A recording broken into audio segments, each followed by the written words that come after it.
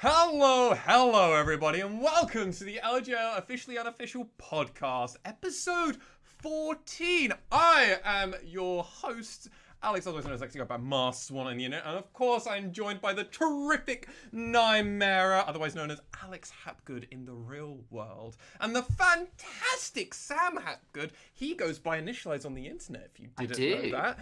Gentlemen, as I say always, go. Take the initiative, whoever. Well, you mentioned me first, so I guess I'll head off with it. Yeah, as always, I'm Alex Nymaera Hapgood, colorcaster for the LJL Officially Unofficial, and we're gonna have some really complex Roman numerals on the titles now. If we did them, you know, like we've got like the whole like XIV thing. It's gonna get weirder from here. Yeah, and that's it. That's what I've got to say. And I am Sam Initialise Hapgood. I'm play-by-play analyst and official eyebrow raiser of the LJL unofficial cast. And gents, we've finished a split. We've done it. It's the end of the first spring split for us to ever cast, and hope potentially more of many. Like, I mean, it's kind of crazy that we've actually finished it. A little bit sad in the grand scale of things. It's bittersweet. Definitely bittersweet.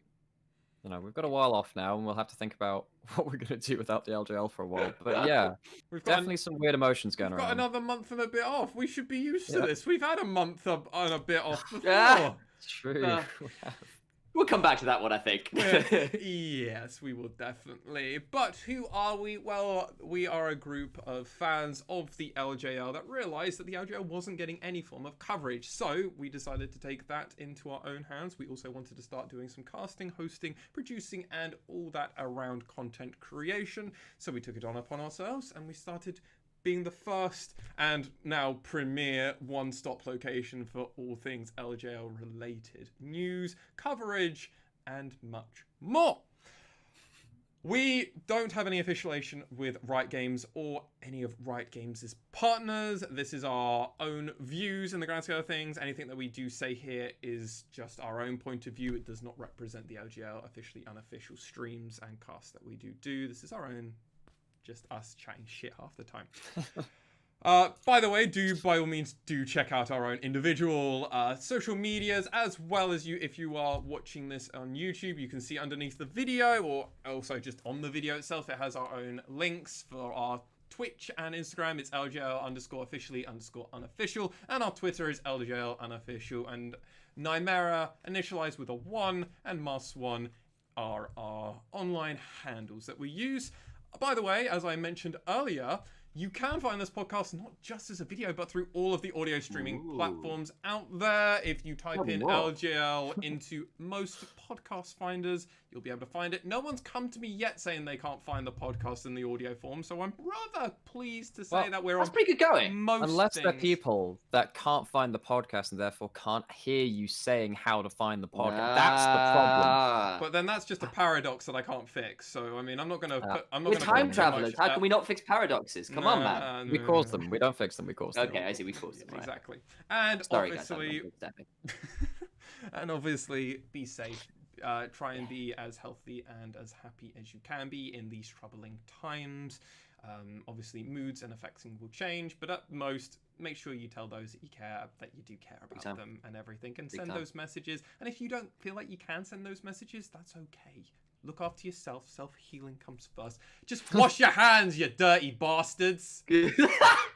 That's the one. Wash your hands. Don't go out too much. Don't keep your level. Sounds pretty good. So, gentlemen, this week's episode, we are going to have a few interesting talking points. We're going to be talking about the patch that we watched, the semi-finals and the finals. We're going to be talking about that break that we had, and then we're going to go into the semi-finals. That's going to be around Detonation Focus Me versus V3 and the outcome of that matchup. We're then also going to talk about the finals match, and then also just kind of a roundup between how we thought everything happened. Finished off some loose ends and stuff. Tied up in a bow. And then we'll obviously give our players of the series for both of those series, and then we're going to round up the podcast with some questions. But before we deep dive into anything, is there anything you want to just say before we get into the meat of this podcast, gentlemen? I don't know. There's a hell of a lot to talk about, to be honest. Like we got to, just get we stuck finally in? have content after like literally 5 weeks of like some rounding up the last like the round 2 things, and then like we finally have content again. So I really want to just get into it. All right. Like, the Nile has overflowed. Everything is fertile with content once more. We can grow podcast views. It's all great. We're looking forward to it. The drought is over. The drought is indeed over. So, gentlemen, let's talk about one of the biggest changes that we were not expecting and how the patch was changed. This is the first that I'm ever aware that a patch has been changed in a playoff series. We went from patch between 10.5 rounds. in the first 2 rounds, which is what Axis versus V3 and all these other games that we saw get played on. And then round 3 and the finals were both played on 10.8. Yep. How do you guys feel about this? So it's really difficult, right? Because there was 5 weeks between round 2 and round 3, which is huge. You know, it's literally like, you know, that's ridiculous. And of course the game moves on during that time. So you know, trying to practice and kind of throw yourself back into patch 10.5 when we're currently on live patch 10.9, tournament realm might be a bit mutable on that. But the thing is, you know, we already saw, you know, some meaningful results happen within the playoffs on patch 10.5. We saw that Sengoku beat DFM, and now that means that DFM, you know, potentially having taken a loss, even though they came in first in the regular season, maybe that would change things for them in terms of having ridiculous amounts of time to prep on a new patch and come in with something new under the covers and go into the semifinals with some kind of advantage. Of course, that would apply to V3 as well and Sengoku, but like it might shake up how our relative power between the teams would be in our heads. Oh, absolutely. Because we were having this conversation, weren't we, guys? Where it was sort of like, okay, which team? Because we hadn't really done this live on cast before, but we were sort of saying, okay, which team actually was the best on this patch? We've had that conversation before. Certain teams are very patch dependent. You know, when it's an early diving meta, potentially someone like V3 would be very strong, for example. That kind of deal. And it is actually a fairly big shift in power between 10.5 and 10.8, particularly around things like the bot lane and what's really good down there changes massively between those patches. And how did that affect it? And it's difficult to know because, bluntly, 5 weeks of prep is an off season in some ways. Like, that's huge.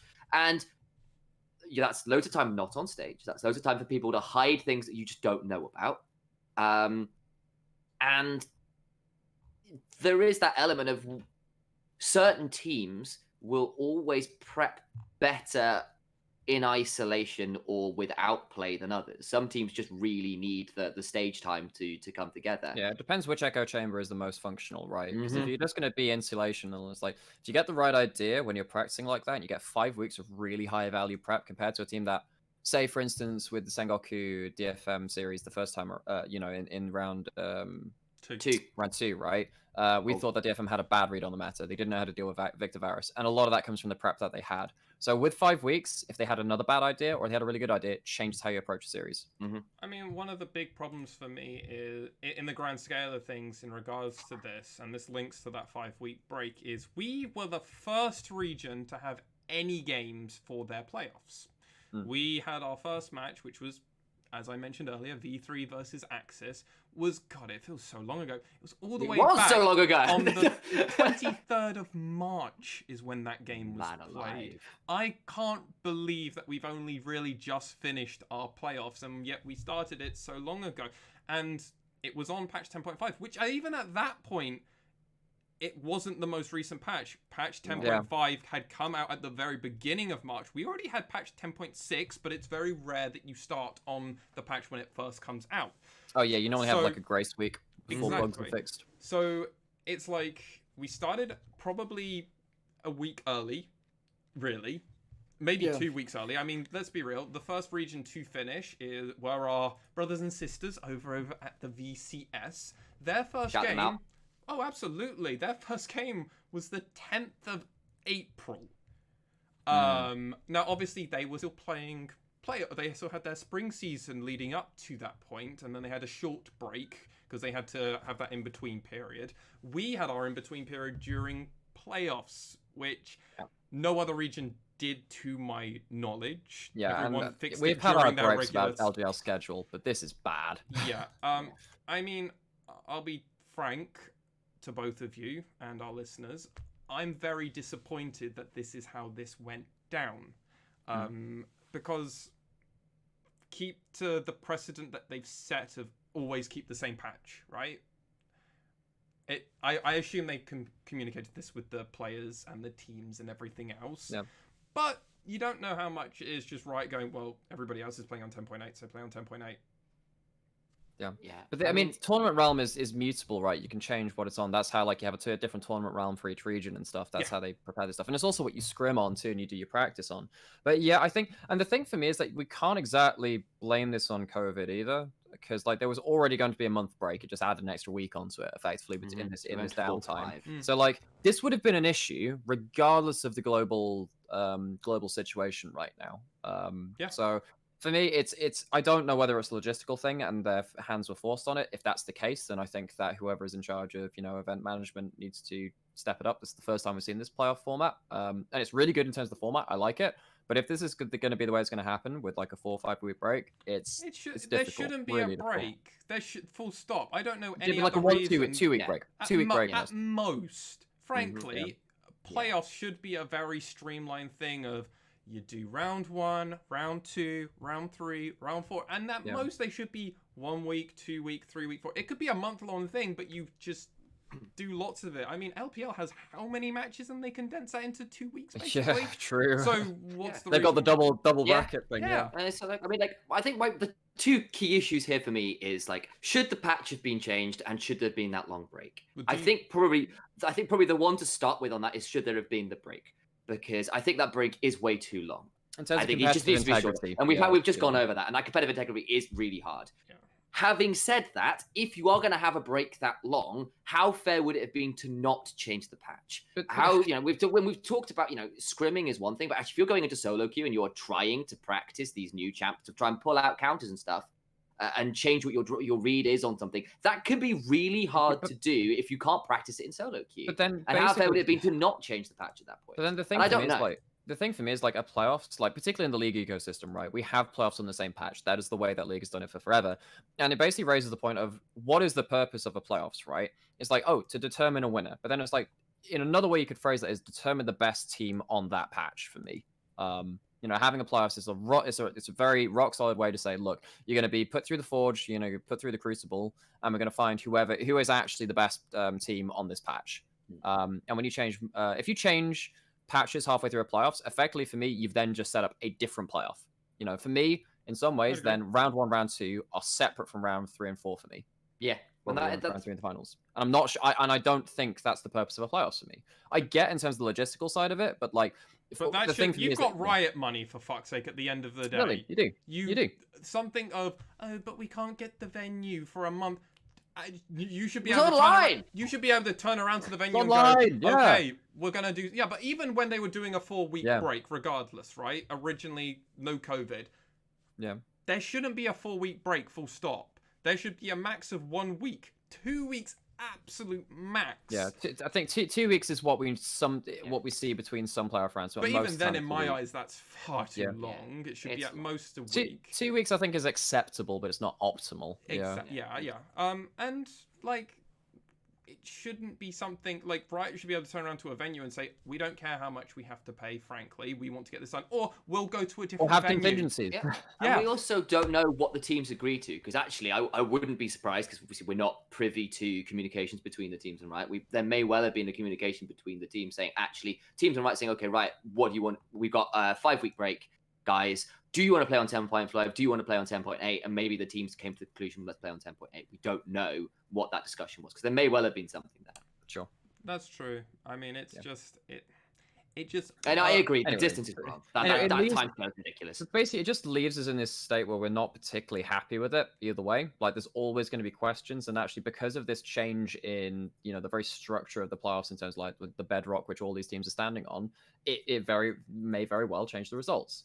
So, speaking of results, should we fit drop this and like yeah, it's a bad taste in the mouth. I'm not sure there's much more we can really delve into it. No, but let's try and go on to a more lighter topic of our Glorious semi-finals match, which saw V3 face off against DFM. We saw pretty handedly TFM win 3-1 to. Remind me, who called that, by the way? Just out of interest. Just a little bit of just go on. Nymaera also was called that it on the Initialise? podcast. On the podcast, I called V3, but that was before we knew about the patch. On the day, I said it was DFM 3-2. Yeah, I mean, the patch really didn't hit me home in the grand scale of things. Yes, Initialise. Yes, well done. I'm sorry, I did it in a moment. Yes, Okay. yes. No, congrats, Sam. Actually, honestly, Sam, congrats. It was a good prediction. You get a pat on the head, strong. but I mean, this does link. The condescension hurts. This does link back partly to the patch thing, and I think, course it does. frankly, DFM are the best adapters to patches in the LJL. We saw that at the beginning of week 1 and 2, right? They were just better than everyone else. Well, and then people started learning how to, one, work as a team, and two, how the patch works, right? Well, and I had that conversation. So, but give 4 weeks as an off season, 5 weeks as an off season. DFM with On Air, who have already got massive synergy and already going to be very good brains of like Saros and Saros, Ebby, Steel. These guys are willing to pull out weird stuff. So you've now got a team that loves to prep with a new patch and time. Yeah. So V3 did look kind of out of their element, and Ace was arguably one of their big liabilities when it comes to it. He was a player who I had been touting as actually performing incredibly well and far above any of, well, definitely your two expectations for them. Oh, and for sure. I like this guy really really like. I mean, at the end of the day, he was able to 1v1 the best an RI's mid laner of the LJL. He was able to. Yeah, he did some good stuff. And he won one of those games. Like, he actually, we can say he won lane. At the other games, I don't think he won lane. He at best went even, and that's being very polite to him. But that's a thing. He was suffering in lane. He couldn't win. I think it was partly a pick thing, partly Syros, partly just lots of things. Gentlemen, take it away, really. So the thing for me is like, there's something to be said about like shielding Ace in a draft and giving him something which doesn't need to win lane.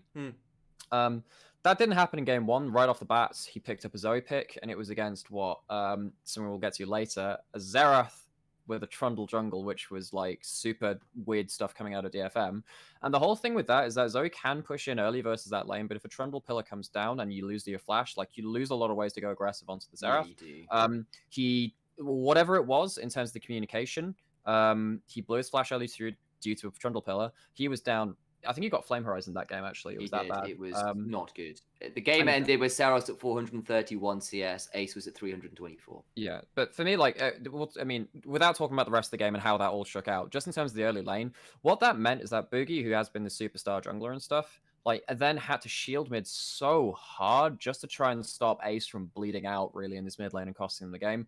And for me, like, a lot of that is just on Ace's early kind of mind blank, really, just being like, oh shit, if I blow my flash, this is really bad. And like, it wasn't a particularly hard gank either. It was just like Steel's in River Brush. He kind of just walked up slowly. He just walked up. He walked up aggressively. He walked up slowly and downbeat smashed him.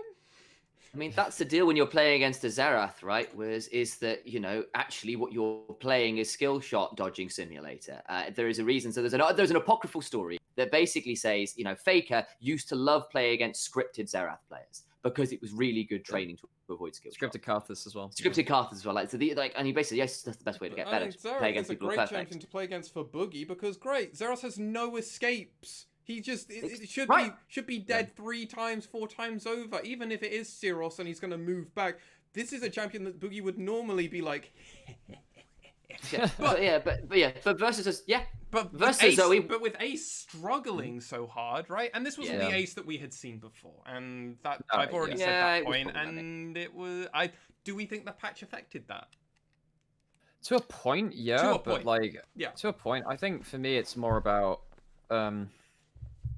It's hard to say, right? But for me, it's literally just like he had some successful picks. We know he's a good Syndra. We know he's a good Rumble mid player.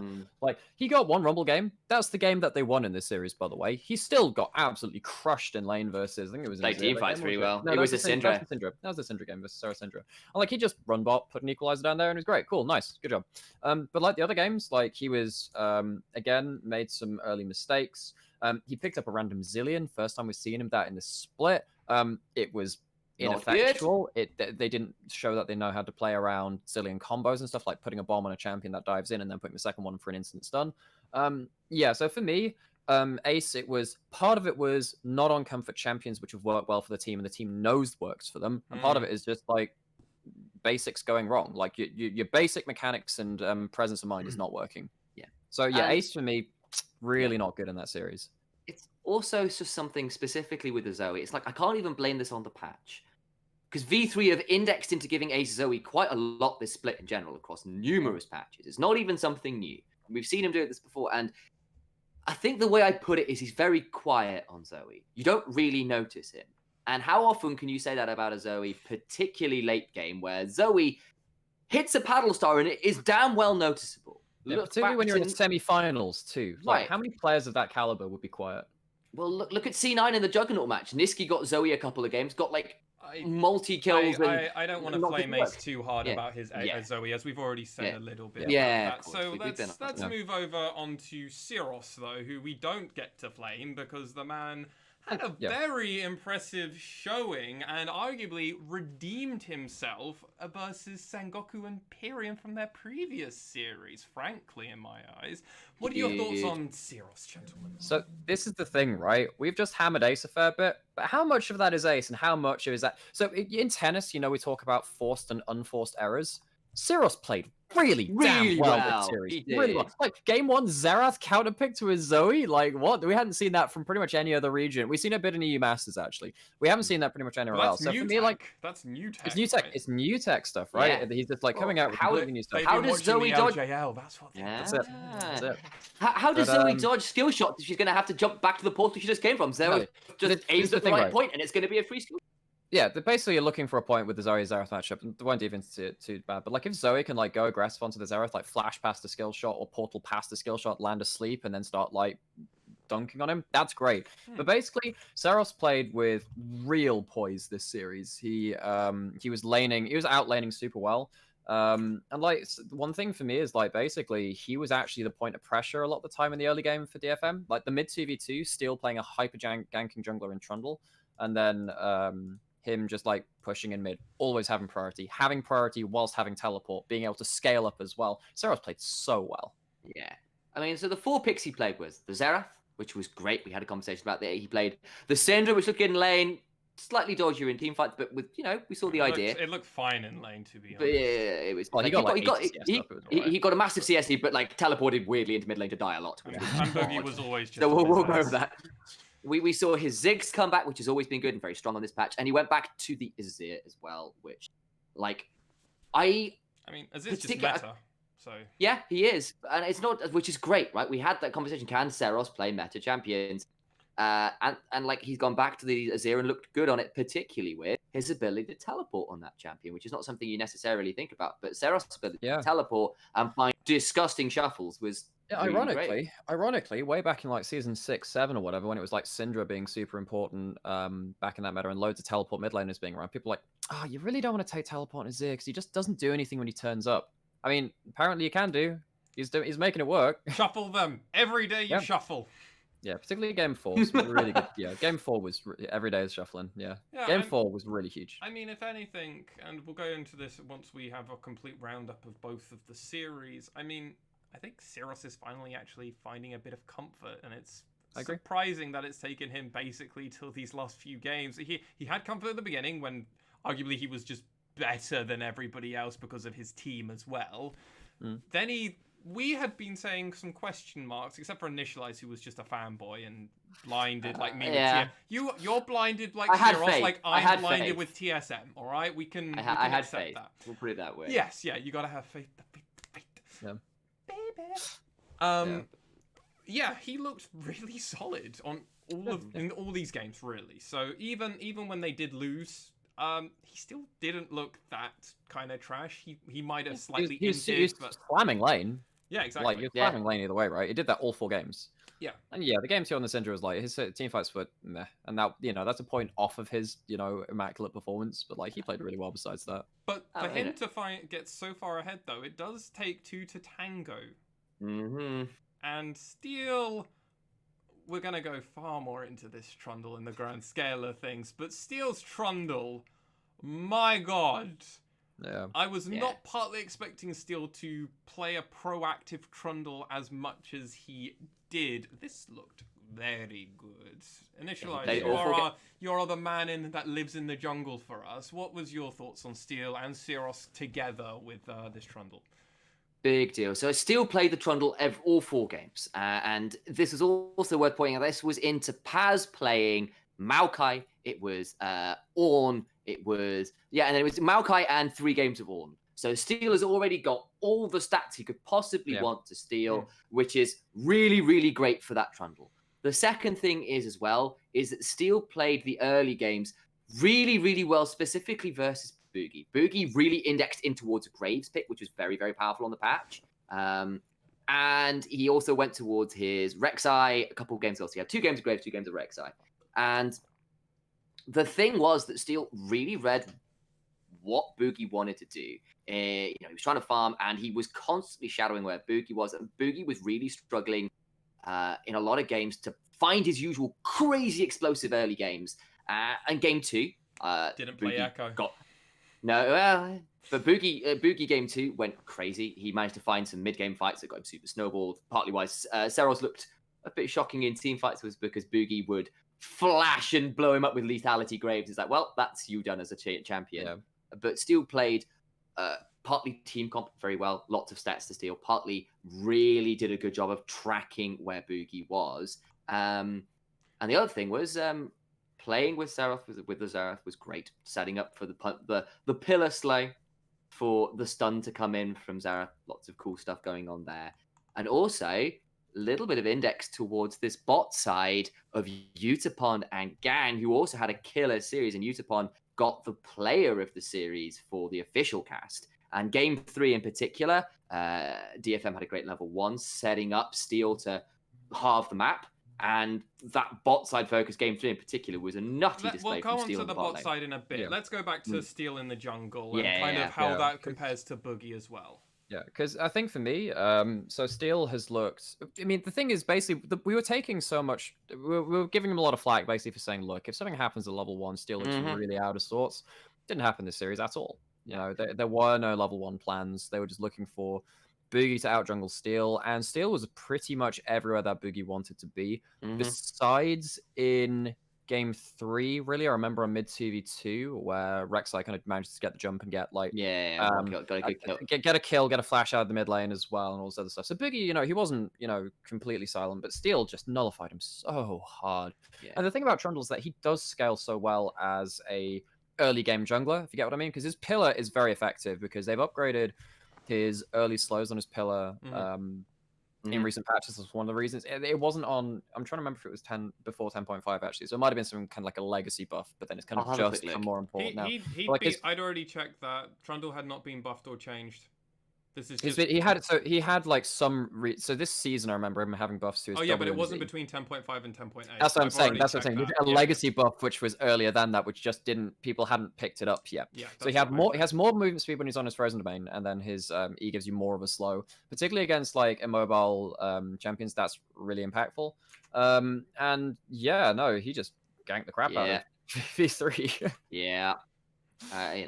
And interestingly, DFM had the level 1 plans over V3, like particularly that game 3. That was just good stuff from Steel. I mean, they walked in with really strong support. Fully. V3 were commonly also invading. They were trying to be very aggressive. They were always getting first dragon normally, and they were. Yeah, that's true. They were very still jungle presence. I mean, I don't think you can take that away from Boogie. It's Boogie didn't have an awful series. No, if anything, I think Boogie was probably their best player still in the grand scale of things. Between him and Reyna, actually, Reyna played really well. Reyna played pretty well. Yeah, I mean, you do also get to take a game off of Reyna because of Nymaera's book of played Yuumi -1 game, So and I mean, like, how much do we? Oh, he actually played Yumi twice, so we minus 2 games. So he only played 2 games in this series. So I mean, not present for 2 games. Yeah, So. exactly. He was missing in action, and yeah. I mean, I guess when in doubt, if Boogie's got a carry, just put an Arena on top of him, and then hope that it just figures it out, right? Yeah. But it was different. Let's talk about that bot lane a bit more, though. As we already started, Archer and Reyna had a pretty disappointing series between them. They're not the kind of bot lane we've seen from the V3 bot lane. Normally, Archer and Reyna have been making up for a lot of the mistakes sometimes that happens in that mid lane in Ace. And normally you see Archer being this hard carry. Now, I think pick and ban phase definitely didn't go how they really wanted it to go a lot of the time.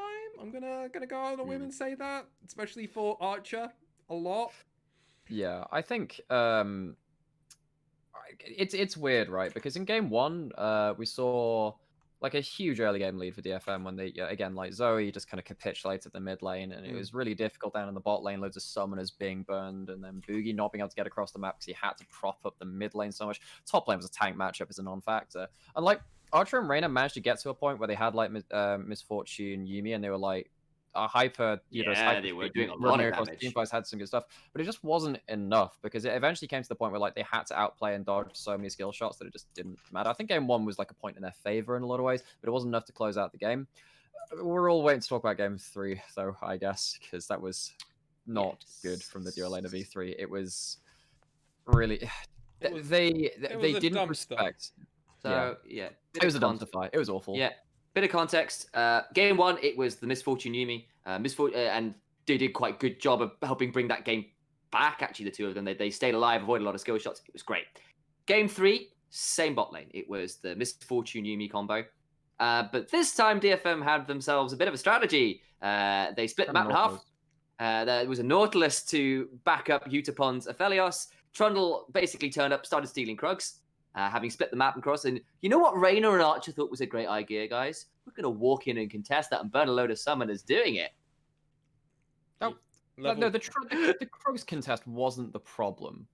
It was the problem like they were playing like they were on strong side when DFM had walked in with a Nautilus level 1, really good level 1 champion, split the map, had their jungler on bot side, Boogie was on top side, and they just got Nautilus. Yeah. Like, what do you do? Well, that's again. Yeah. That's the point, right? Like, they just kind of inted over and over. And then that bled into mid lane because Ace ended up going 0-4 as well on Galio, which was a fine pick at the time. It just doesn't work when your bot lane is just hard inting as well. And it was... when you play with a Galio, you need someone to protect with the Galio, kind of. You can dive in with it aggressively, and they tried. And actually, the mid TV2 at the very start of the game went in their favor. Okay, they got a good kill on Trundle. And then there was a point when bleed. There was a really bad point where basically Boogie's doing his thing where he's trying to find the enemy jungler and just kill them all. He finds Steel, who died in mid lane 2v2, who'd gone back to his Gromp at that because he respawned and went there. Galio ult comes in, doesn't land. They lose a Galio ult. They take a fight without the Galio ult, and they lose like a clean ace. And at that point, the bot lane had died like 2 times in a 2v2 already. And like at that point, it's like, oh shit, we gave over a clean ace when we were like trying to turn around the game. Game's just over at that point. Yeah. And a lot of that is literally just because the AD carry couldn't function in that game. Yeah, and most of the damage for V3 was on the Misfortune. And that's a problem when the Misfortune is then having to play weak side, so she's not getting the gold income she wants. She's not, and like she's going to take her to get to a period of power anyway. They burn summoners contesting the Trundle and don't get the flash. They then get picked by a Nautilus, which means they die. They die again, having tried to get some control of the bot side. Like, where do they come back? But I mean, a lot of this came just down to just Utapon playing out of his mind, frankly. Yeah. And I mean, the other thing I want to hit on is not only Utapon playing well, obviously Gang played phenomenally, as we've been talking about on this Nautilus. But a very interesting thing, game 1 and 2, DFM aggressively took the Varus away from V3 and Archer, who we've seen is an amazing Varus player. Arguably, maybe, but just slightly behind Utapon and Yutori Murashi. Art's really good too, actually, thinking about it. There's a few, but he's a great regardless, let me finish my point. So, DFM in game 3 and 4 decided we're not even going to bother picking that. We're going to start first picking aggressively Aphelios / Trundle And we're just going to start banning Varus as our third ban. And this is like post-nerf Felios too, so like Yeah. it was a bit of an unforeseen pickup. I was like, Felios not so good anymore. You know, he's been hit with like his Q ability. And then It didn't this game matter. 3 happened where Gang was able to just repeatedly just dive Shit on Archer and people, Reyna, yeah. and Utapon was like, this is great. I just get 13 kills in this game. I just run you over. It's a free lane. And like, this is just kind of, how much of this is the patch? How much of this is the play? How much of this is just the fact that there's been a 5-week break and that V3 were on a tear before? They were running so freaking hot. DFM were cold. They had lost a game. They were down. And then they get 5 weeks to reset. And then V3 didn't look so hot. Ice wasn't hot. Arguably the whole of V3 outside of maybe Boogie and Paz. And Reyna had some really good Thresh games, actually. Like, I want to give him that. Actually, Reyna I played thought that 2 Reyna... games of Thresh, yes. Yeah. He played 2 games. He played Yuumi, remember? No, so I think that, he played the Yuumi games, but like, okay, as much as I meme about that, like, there were some really good moments where, like, he hopped off to block a skill shot and save a 2v2, particularly in game 1. He had some really good moments with his ult. So I feel like, actually, Reyna... Gang played really well. Reyna was just behind him for me, though. Like, Gang was the better support. Reyna had a good series, though, and like a lot of his lanterns and hooks in particularly his hooks in game 2 were really well, it was how they actually won game 2, frankly. Yeah, in a lot of ways. Well, that and Boogie just popping off in grapes. But yeah, no, it's so Reyna still one to watch. Yeah, he was. And we saw like the Yuumi Maokai combo hit a point where like, Poke's not killing the Maokai anymore. You can't kill Maokai with that. That you know, so there was some moments where you thought, okay, pretty scary. Yeah, but they're still off game 1, so it sucks. But yeah. Yes, but then that also does take us over to game 3 and 4 being the clean games. Game 1 and 2 were not clean games, dear listener. Game 1 was a slogfest for DFM. And it went long. It took 50 minutes for them to close that game, and game 2 was arguably a fiesta to a degree. It was not a well-played game by both sides, but V3 were victorious in the end and ended that game in 36 minutes, almost 37 minutes, call it. Yeah. Game 2 and game 3 and game 4 though were just clean on DFM side. We've talked about how they stomped V3 in game 3 to an end. Game 4 was actually a lot of the same in the grand scale of things. Bot lane just went horribly. Syros felt very comfortable. Zillion for Ace was very disappointing. Yeah, it was. Paz had an okay game, so it's rare to say bad things about Paz, and Boogie tried his best, but I just don't think the Rek'Sai was the pick there against the Trundle, which we'd seen. This is the thing, right? Like, he got some work done, like, picking off the Azir, but, like, it's so weird playing as a jungler when you've basically got, 3 losing lanes, because there've been a lot of Ornn priority this series, by the way, guys, for both teams. Ornn's kind of really back at the top of the tree. Yeah. And, like, Gnar versus Ornn, Gnar pushes that in. I mean, the Azir, Syros was playing out of his mind the whole series. He was pushing in Ace every game. And bot lane, we already talked about how Utapon and Gang were just crushing it. And, like, playing an early game jungler into 3 losing lanes, it's hard. It's hard. Part of that's draft, a lot of it's play as well. Yeah. Like, I mean, like, there's room that if lanes are overextended and haven't warded, you can get in behind people and try and gank them. That's your one recourse. And it just wasn't quite enough. And I think also a bit of praise to Ebby. He wasn't the focus at all this series. His game on Ornn was really good. But that's just it. His Ornn, when things were looking a bit dire for DFM because they just could not kill Archer, Ebby found his way onto him a couple times, which is great. And we'd had questions about the Gnar priority the last time they played this. And he actually played weak side Gnar pretty well as well. So, it just like DFM pulled the map apart very well, I think is probably fair to say.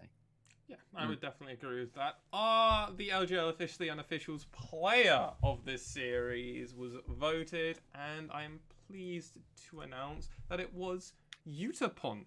Congratulations, Utapon. We thought you played this series phenomenally. Even in that one game that you did happen to lose, you still went 3-1 and 3, and you still were very relevant on Varus, which is not surprising because you're playing Varus and you just get to Q spam. Yeah, he got a lot of value out of that. He did. A lot of value. So, I mean, congratulations. I mean, I think he played astonishingly, and also getting that the 13-0 and 2 on Aphelios in game 3 was kind of game is like harkening back to a couple of the games of art on Aphelios back in round 1, like on Rascal Jester. Like, there was some really good moments out of Utapon, and like he was just unstoppable the whole series. He was. And I mean, arguably to a point, he was unstoppable between both the finals, the semi-finals and the finals. But yes, also in KDA. Gentlemen, let's move on, though, to our finals. This was a repeat match. So, meaning that I was not in contention anymore for the jersey. Between us two, Sam and I. Sam and yourself. And Sam reigned victorious, and we'll have a DFM jersey coming his way. I've already started looking into it and finding. Or a teacup if we can't afford that. Yeah, I'm writing up a victory speech for when I receive it. Of course. This series, sad as it is to say, wasn't much of a series. This was almost a rather repeat of DFM versus V3 to a degree. The results ended up being 3-1 in DFM's favor, and Sam almost predicted it perfectly. He predicted the V3 one perfectly, and he should have just ran it back.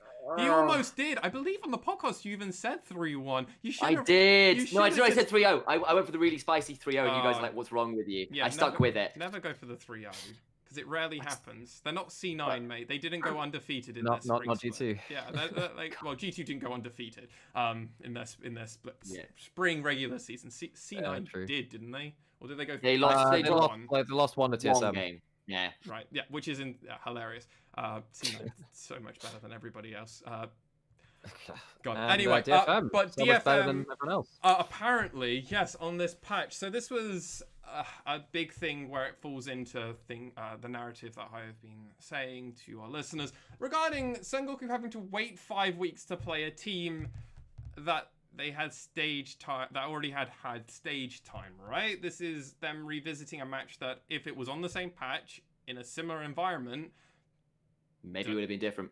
Is the whole series different? Is the match different? And it's a really difficult thing to say, right? Because DFM are coming in warm now. They've played a match, right? Yep. And all of these were played online. So it's like, how much of that can you say is really playing into account? I don't know. Like, what's your thoughts on that, really, gentlemen?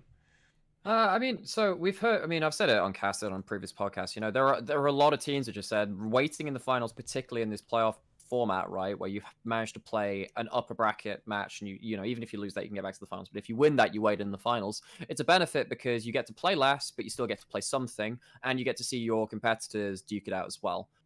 Does that actually count though when you've got this mahoosive break between round 2 and round 3 finals? Like, for me, like, yeah, it didn't look like Sengoku were particularly comfortable throughout a lot of the series. Besides, Pyrian, I think Pyrian had a good series from I think he did. Throughout all games, actually. I mean, and we'll talk about that a little bit more in some detail later. But like, particularly, I think that they weren't really prepared for the fire that DFM were bringing, and DFM crushed it. They didn't start the fire. No. Do you get? You guys both didn't get the reference, all right? I didn't actually. It's a song. We didn't start the fire. I can't remember how the rest of it goes. It's like I'll have a look at it later. I only like grunge, post grunge, and new metal. You should know this by now. Right. Anyway. Can I give praise to the guy who did start the fire for DFM though? Because I actually think On Air did a killer job with this team in terms of prep. Like, DFM support staff did wonders with their prep. How much of that is On Air, and how much of that is the prior existing DFM framework? Because we had already seen them do incredibly well in playoffs in similar situations. DFM playoffs does seem to be a different team between the regular split. Yeah. And of course there is a difference between, like, because sometimes DFM have not shown that internationally, so we'd have to really see if they step that up in an international event, which unfortunately we don't have. We can then attribute that maybe to On Air, but yeah.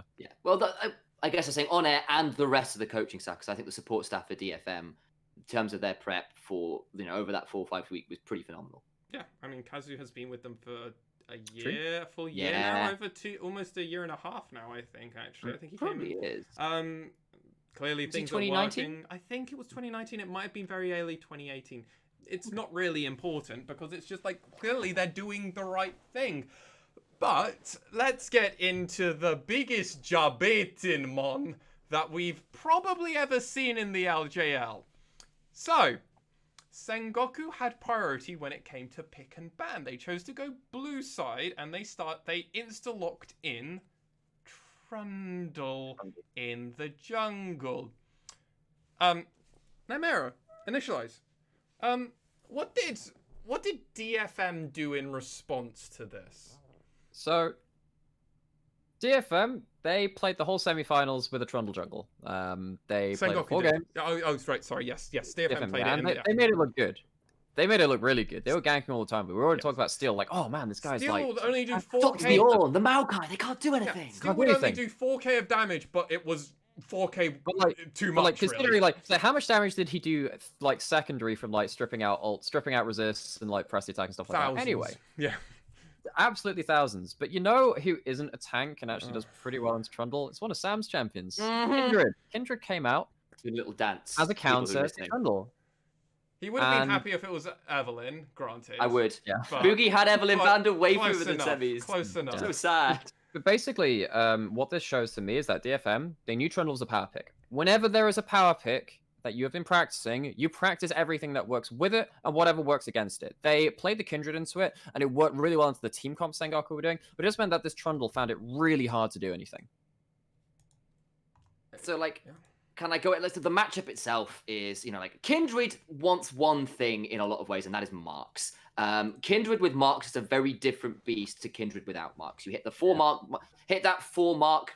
I need to find a better word for that. 4 mark point. There we go. Break point on Kindred, and your range goes up, your attack speed goes. You get massive, massive boosts to who you are as a champion, and then that kind of increases at 7 a few things. And the range advantage over a Trundle, your HP, the fact you can hop over the pillar with your Q, you can put down the Mounting Dread, the E, and, like chunk him out really hard, means you get the 1v1 pretty nicely. You can invade his jungle, take his marks. It's just a nice matchup. And also, he can't punt you out of your ult either, like a Gragas release in. I mean, after the first 2 wins for for DFM playing this Kindred, Sengoku actually had to stop banning it, because they just didn't have a response to it at all. And they were doing it second round both times. Oh no, they banned it for the first one. The 4th game, they just didn't care. They just let it through. And Steel said, haha, I have a ace up my sleeve. I'm trying to think of our podcast notes if we cover this at any other point. Do we cover the Game 4 champion? We don't. And he pulled out a Pantheon. Yes. And my god, Steel's Pantheon looked probably the best Pantheon jungle I've seen in a while. Oh, in a long time, actually, yeah. Him and Yankos very well on it. Because I've seen a lot of Pantheons just be kind of report the jungle. Ineffective, yeah. The grand starfall is watching your KDA drop from the heavens, basically, in certain points of solo queue. And it was just amazing. I mean, that kind of leads us on to the fact that, to be honest, Sengoku had a real lack of that level 1 around the jungle. Yeah. Which was what was really important in their series win versus them beforehand, right? Yeah.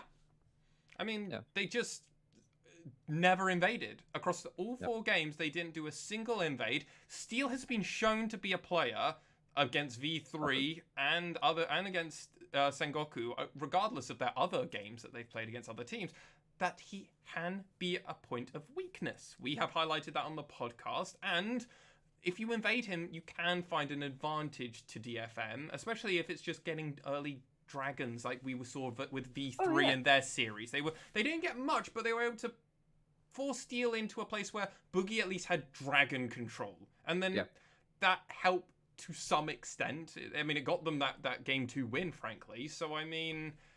But Sengoku didn't do anything. Yeah. And I think what I really want to call out is that when we saw DFM do their game 3 level 1 invade into V3's jungle and stuff, they had themselves a Nautilus. Nautilus is a very strong level 1 support. Most invading team comps where you want to go in at level 1 have themselves a level 1 support, something like either a Braum, a Morgana, or a Nautilus. NT is really good at Morgana, actually. He's 3-0 on that pick. He's probably looked more comfortable on that pick than he has done on anything else, really. They didn't pick that at all. I think it was 4 games of Thresh, right? Yeah. Which 4 games Misfortune Thresh. That bot lane never changed. Yeah, so there's some stuff you can do with that, like leading in with a hook. But it's not quite the same thing as a dark binding or a hook into passive from Nautilus or a concussive blows, right? And what that meant is that they could never get early information onto DFM's jungle start, which meant that Blank, as much as he's really good, he has been really good in the past at like reading junglers and getting really good early games and stuff like that, just didn't happen. Steel kind of just ran away with most of the jungle matchups. Yeah, I mean, that's just how that went down. Initialise, you got any other thoughts on that? I mean, that is the deal, right? Is that currently the way the jungle, talking with Nymaera a little bit earlier about this, just in terms of the jungle in general, is the way jungle experience changed over the off season and into this season in general, is that effectively, if you end up behind in the first 5 minutes, you don't come back. If your jungler ends up behind early, it can be really hard to get back into the game. And Blank's done that before. It's how he's worked as a jungler in a lot of ways. We saw it in the Sengoku DFM Juggernaut match. And that was pretty big. We did see the shift, though, from moving away from focusing on the Trundle. He went towards the Jarvan. And that made some difference for Blank. Like, he actually managed to get off some good early ganks. We know what Jarvan can do at level 2, 3, turn up at a lane and just burn summoners. And he did look better on that Jarvan than he did on the Trundle. And I don't know what you guys thought about that. I mean, my big problem with him playing Jarvan and Trundle is it's a complete disparity of how they were successfully winning games versus DFM in their original series. He played Olaf. He was playing carry junglers. He was playing engaged junglers. He was playing aggressive junglers. He was playing stuff with Pro, yeah. Yeah, and this whole series, whether it was a decision by himself or potentially a coaching or a managerial thing or whatever, regardless, it was not the way that we've seen Sengoku play and win a lot of games, right? Yeah. Especially against DFM, who they, before this series, had a positive win rate against. So, and the only team to really be able to say that in a long time in the LJL history, frankly. So, it was, I don't know, why would they stop him from playing carry junglers? Why not let DFM play their game and then play their own game, at least for one round? They didn't even let them do that, right? I think a lot of it is because bot lane 2v2 was suffering and they wanted someone to gank for it. That's part of it, right? Sure. I think that for once actually. But he's been able to do that on Olaf and stuff. Yeah, in a lot of ways too. Yeah. I think the Olaf is really good at getting up in the face of enemy jungles and stuff like that. Olaf has really kind of fallen out of priority, mainly because Graves is the better version of Olaf, because he just does a lot of what Olaf wants to do, but also scales better and doesn't fall off. Yeah. And a lot of the supports, like you can put in random solo lanes, have not. I mean, you can use the Yuumi, and Yuumi is really important throughout the semis and the finals, right? Yeah, Yumi's been very important. I'm not entirely sure whether they've got. I think they've just got a bad read on the meta. Honestly, I feel like the Jarvan helps in some ways in terms of their team fight. And it just makes it so reliable. It's so reliable, and we talked about reliability in round 2, right? From DFM in particular, like they were playing around a Gnar with no other engage. Really kind of risky to find engage. Risky.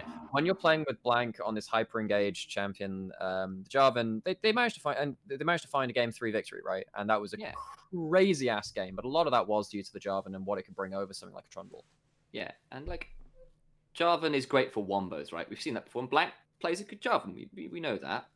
But I kind of agree with you, Lexi, in that I think on because how Blank in particular has really impacted games versus DFM before, and feel free to contradict or contest me on this, guys. But I'm looking back, particularly say to the week 5 victory, some of the games in versus DFM in the semis as well, or the Juggernaut match. I apologize, it's got a weird name.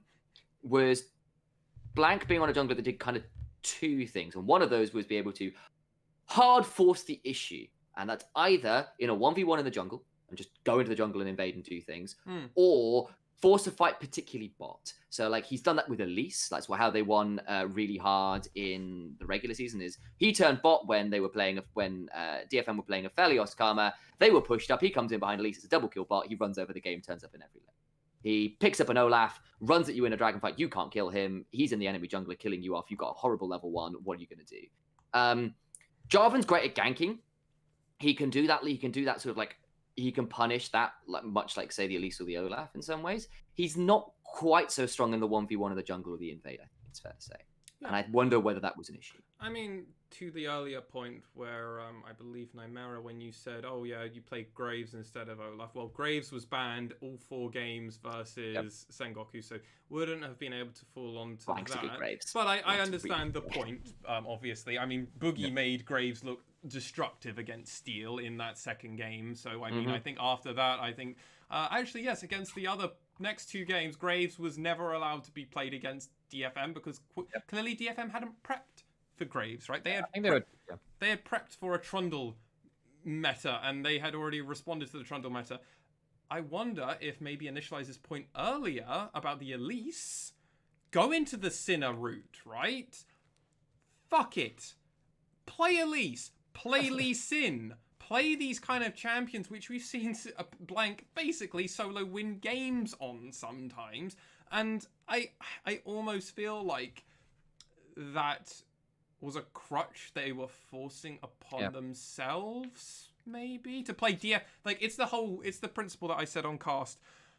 DFM basically dictated the game instead of Sengoku playing their own game and DFM playing their game. And let's see how these two these two perspectives on the metagame hit each other, at least for 1 game or 2 games. If you lose a series and you try to play your game and it didn't work, at least you can go back and go, well, we thought this was going to be it and it didn't work.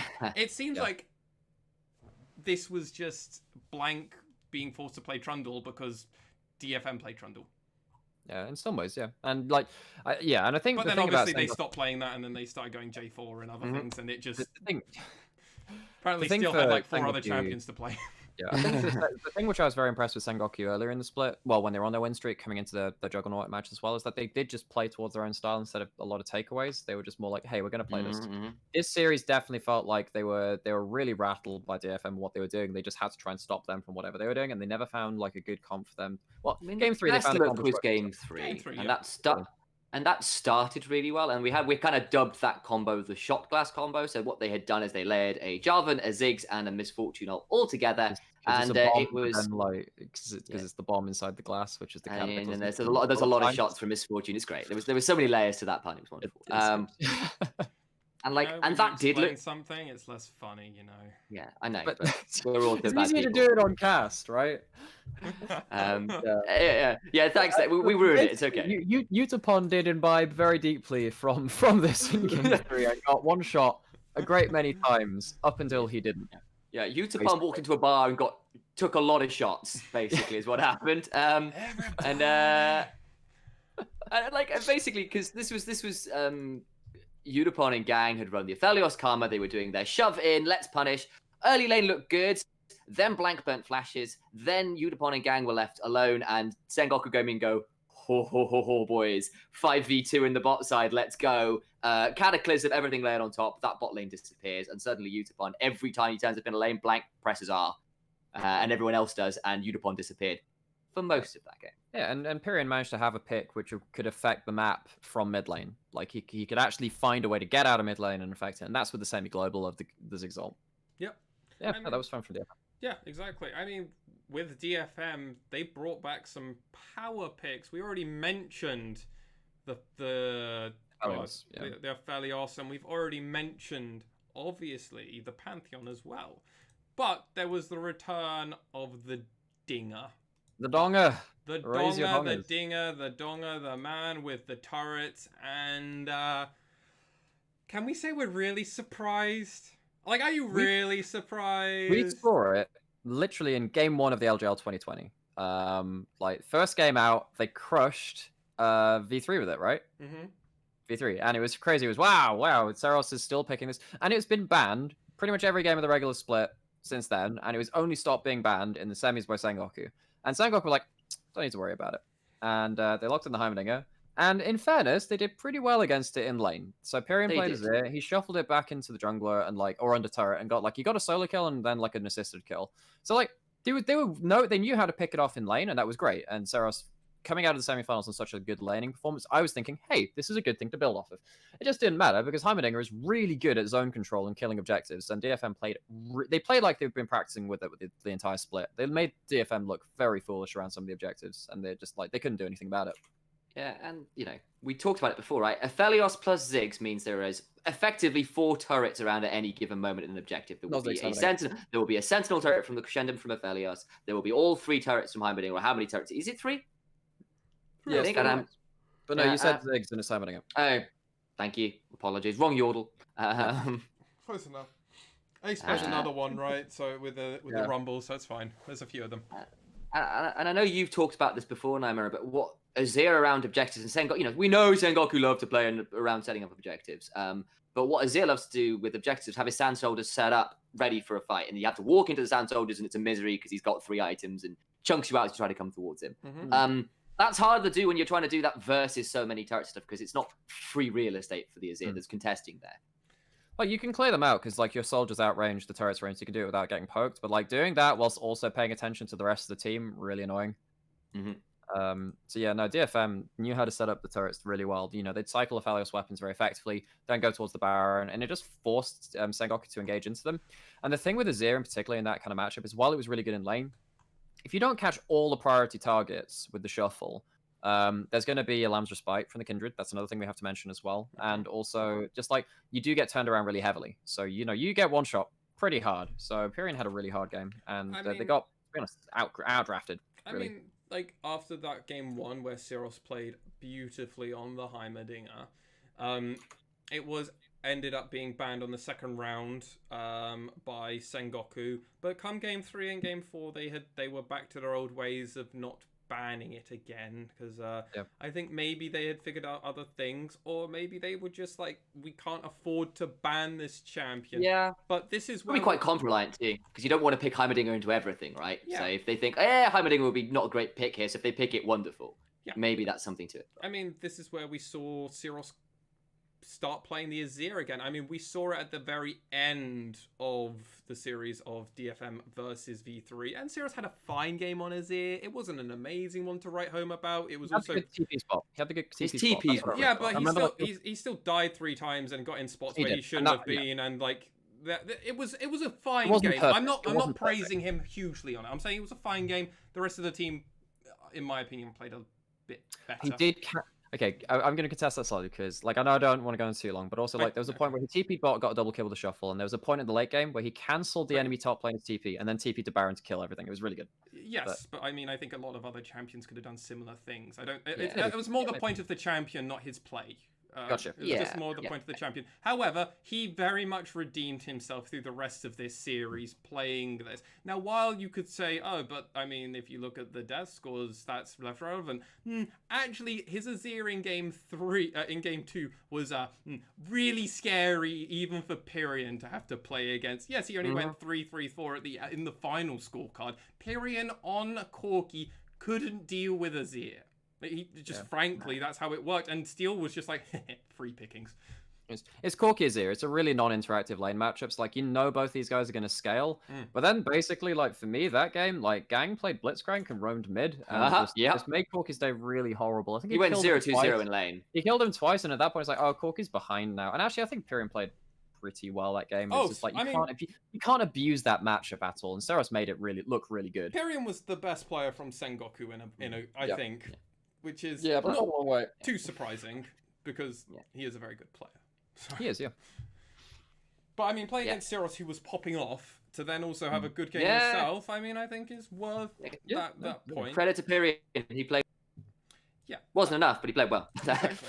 So this is a point that I'm still not quite sure, even as we're recording the podcast, to actually bring up. So I'm going to pass it over to Initialise to try and explain this with all the micro points as well, so we as a community can truly understand the huge galaxy brain that Initialise is trying to give us a part of. So feel free to contest me, and obviously, I'm not Nymaera, but this is kind of something I was noticing in cast a little bit as well. We know Sengoku Gaming love to play around objectives. It's kind of what they do, particularly come the mid game. They love their stacking around Dragon in particular. They love their vision control there. When they played with the Varus in the semifinals, it was often Varus poke coming out from the dark of the river and picking people off and doing a lot of damage. In game 2, Sengoku Gaming were having a bit of a rough time early on because Blitzcrank was everywhere. Bot lane had gone to crap because Steel had found an early Gamp. And they got a kill onto Yumi Torimashi, burnt the flash out of NT. It was all looking a bit rough. And what had happened was the Sengoku Gaming basically started setting up around dragons and managed to find a couple interesting fights where they blew Lamb's Respite early by poking from out of vision, and found one really good fight with a great Corki package and Appamen on Aatrox running rampant in the back. And part of that was good vision control around the river in general. And what would happen is DFM would set up vision about 45 seconds before dragons. Then they would back, and Ebby and Saros one up the side lanes to push those waves out. And then they come back towards dragon. But during that time, that sort of like 30 to 20 second mark before the dragon would spawn, Sengoku Gaming would run in and retake all the vision control. And then DFM would have to try and find their way back into the river, having just lost all their wards. And that kind of gave Sengoku Gaming a little bit of a way back in particularly game 2, where they found one or two fights having with that vision, having blown Lamb's Respite and then getting on to the backline from it. Yeah, so basically, yeah, so I think that Sengoku, like, their playstyle has always been about early dragons really throughout this split. And I think DFM, they managed to really buck that this series. Yes, they did. In a lot of ways. And sure, so Sengoku did their regular thing, let's try and get vision, all the other stuff. And there's a lot of fighting around vision this series, particularly game 1. We look at them just pushing back and forth in the mid lane, trying to get prio. And also game 4 was kind of similar to that too, thinking about it as well. But in game 2, one of the big things is basically like Utomi Ashi and NT just got manhandled in the 2v2, and like they got blitz cranked, and that made it really hard for them to kind of keep up this kind of play style. And like DFM managed to find themselves early dragons quite a lot this series, actually, either through some really good steals from Steel, or just like Kindred just using their prio from bot lane to roll into that, and it made it really hard for Sengoku to like do their typical thing of let's get 2 early dragons and then move into something else. So I kind of get what you're saying, Sam, but like, yeah. It's supposed to, because it meant the early game was very DFM, but come mid game, they tried to start turning the dragons around. It just wasn't enough. And I also kind of want to praise DFM because they knew that's kind of what Sengoku did. They did a better job of getting into the river despite that kind of vision control quite well, and then contesting from then rather than getting picked off before it. And I think also to some extent the game 4 draft with the Ornn and the Pantheon basically punishing the setup quite well with that, just forcing the way into river really well.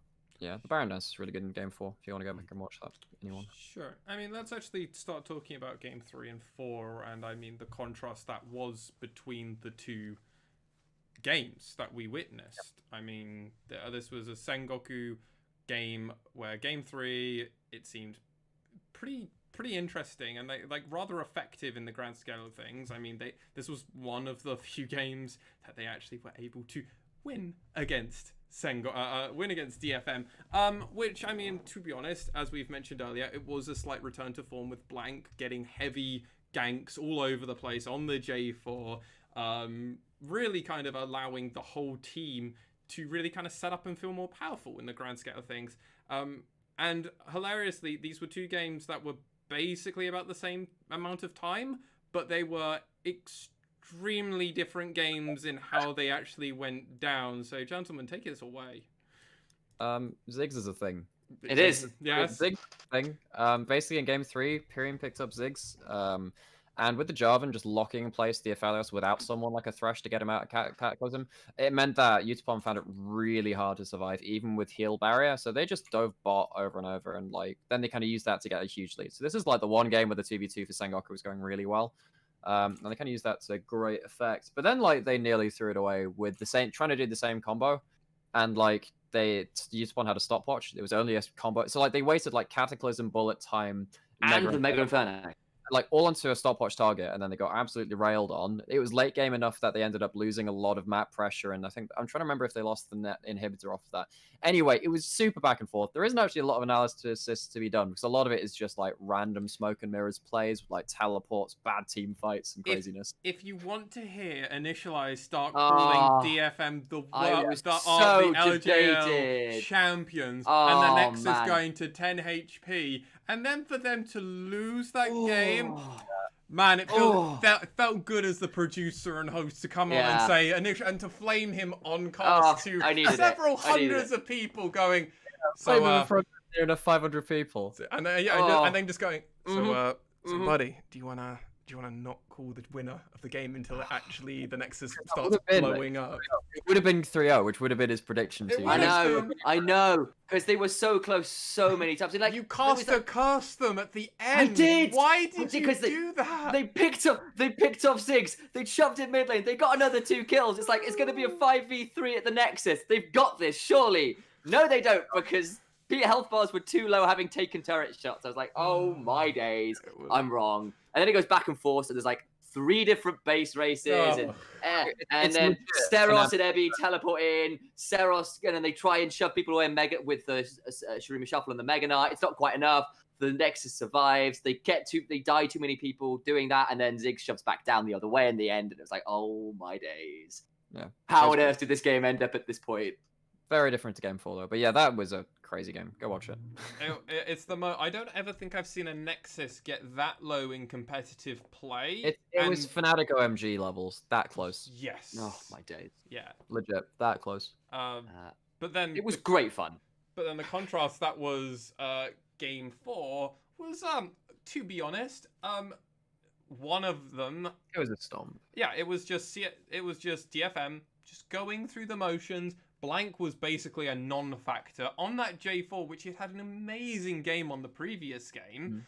Coming in and now being almost a non-factor. Steal on that Pantheon, as we mentioned, came in that Game 4. Ebby on an Ornn, 1v1'd Apperman on Aatrox and killed him solo. He then also promptly went 6-0-8. Oh, Ebby's such a good Ornn.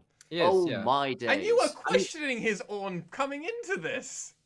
Yeah, I called him. I said, look at this guy in Killer Crew, 70% win rate. Yeah, so basically what my problem was not that Ebby would be a good individual on player. It's just how the team would transition to not having Ebby on someone that can really fuck up a team fight, like it would damage. And he's just great. I mean, go back and watch Game 1 of the V3 series. He's the key, one of the key reasons they ended up winning that game as well. But yeah, I think that DFM, with this comp in Game 4, they made use of the long-range abilities they had between the Mega Inferno Bomb, Grand Starfall being the semi-global Abyssal Voyage, and the Call of the Forge God, and of course the Dawning Shadow. They just used this range so well to get on top of Pyrian Zazir, who had been performing very well throughout the series. And he finished with a good KDA this game. It's just like, it didn't matter when he had to be continually running away from stuff. And DFM, as soon as they got lights out around the objective, they'd force them to funnel in and then use one of these globals, not use all of them at the same time, just force the issue and win fights. And I think that's the point. Yeah, Senna was the thing. That's the big thing. Nerf Senna was the thing. Yeah, because we had a Senna from Utapon, and we were up worried about that because this was 10.8, wasn't it? And Senna is just not as good a champion on this patch. She's not. But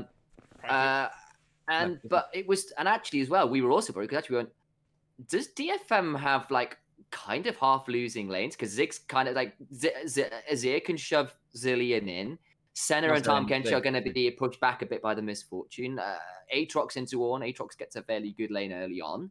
And you've got a Pantheon early. Like, is this going to be a risk? And it was kind of like Sengoku Gaming actually had a pretty good early start. Yeah, they managed to pick off bot lane once or twice. Like, in the first kills of the game, I think they managed to pick off bot lane. Yeah, I think they got... they did... What happened is, again, they hit these points around the river, and what would happen is Grand Starfall would come in, and the Shield Vault would hit one target, and that target would be named Yutora Meashi, at which point all the other ultimates would come through. And Misfortune cannot, if she is stunned in place trying to do a bullet time after this, 3 people have teleported in behind her with her various abilities, and then all of these ultimates from across the map land on her. She just doesn't survive.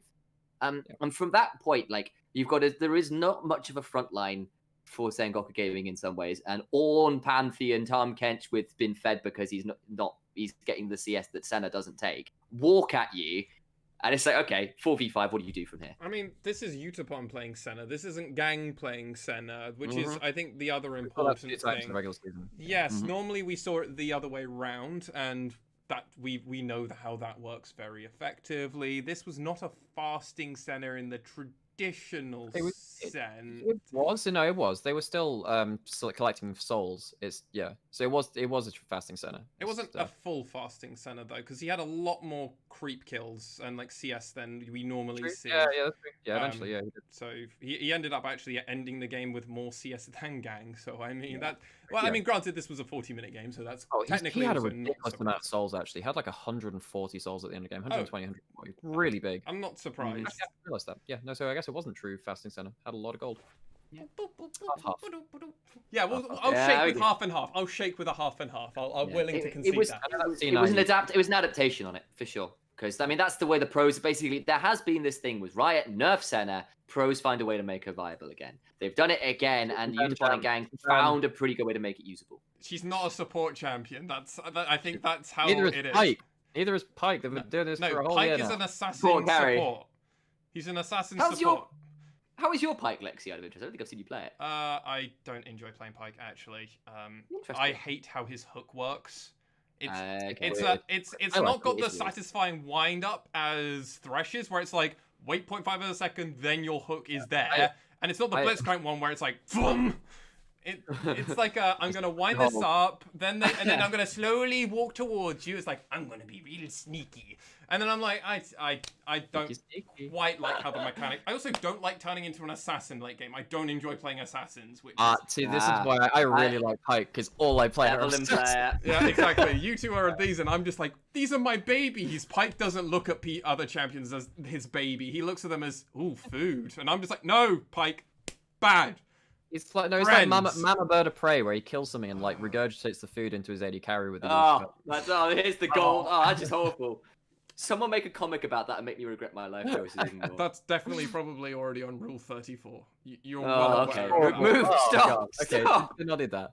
But I mean, no. Yes, that was them having an astounding game. But I mean, talking about that bot lane and that Senna leads us to the player that we had honestly had never had anything bad to say. We had only praised them of Yutori Muashi. And I guess everybody has a bad game, right? But that was the whole point. We didn't think that was the case for Yutori Muashi. It was and so it kind of had a bit of a shocker. I mean, there are a couple things. One, they picked up MF Thresh every game, did Sengoku Gaming. And you can kind of see the thinking.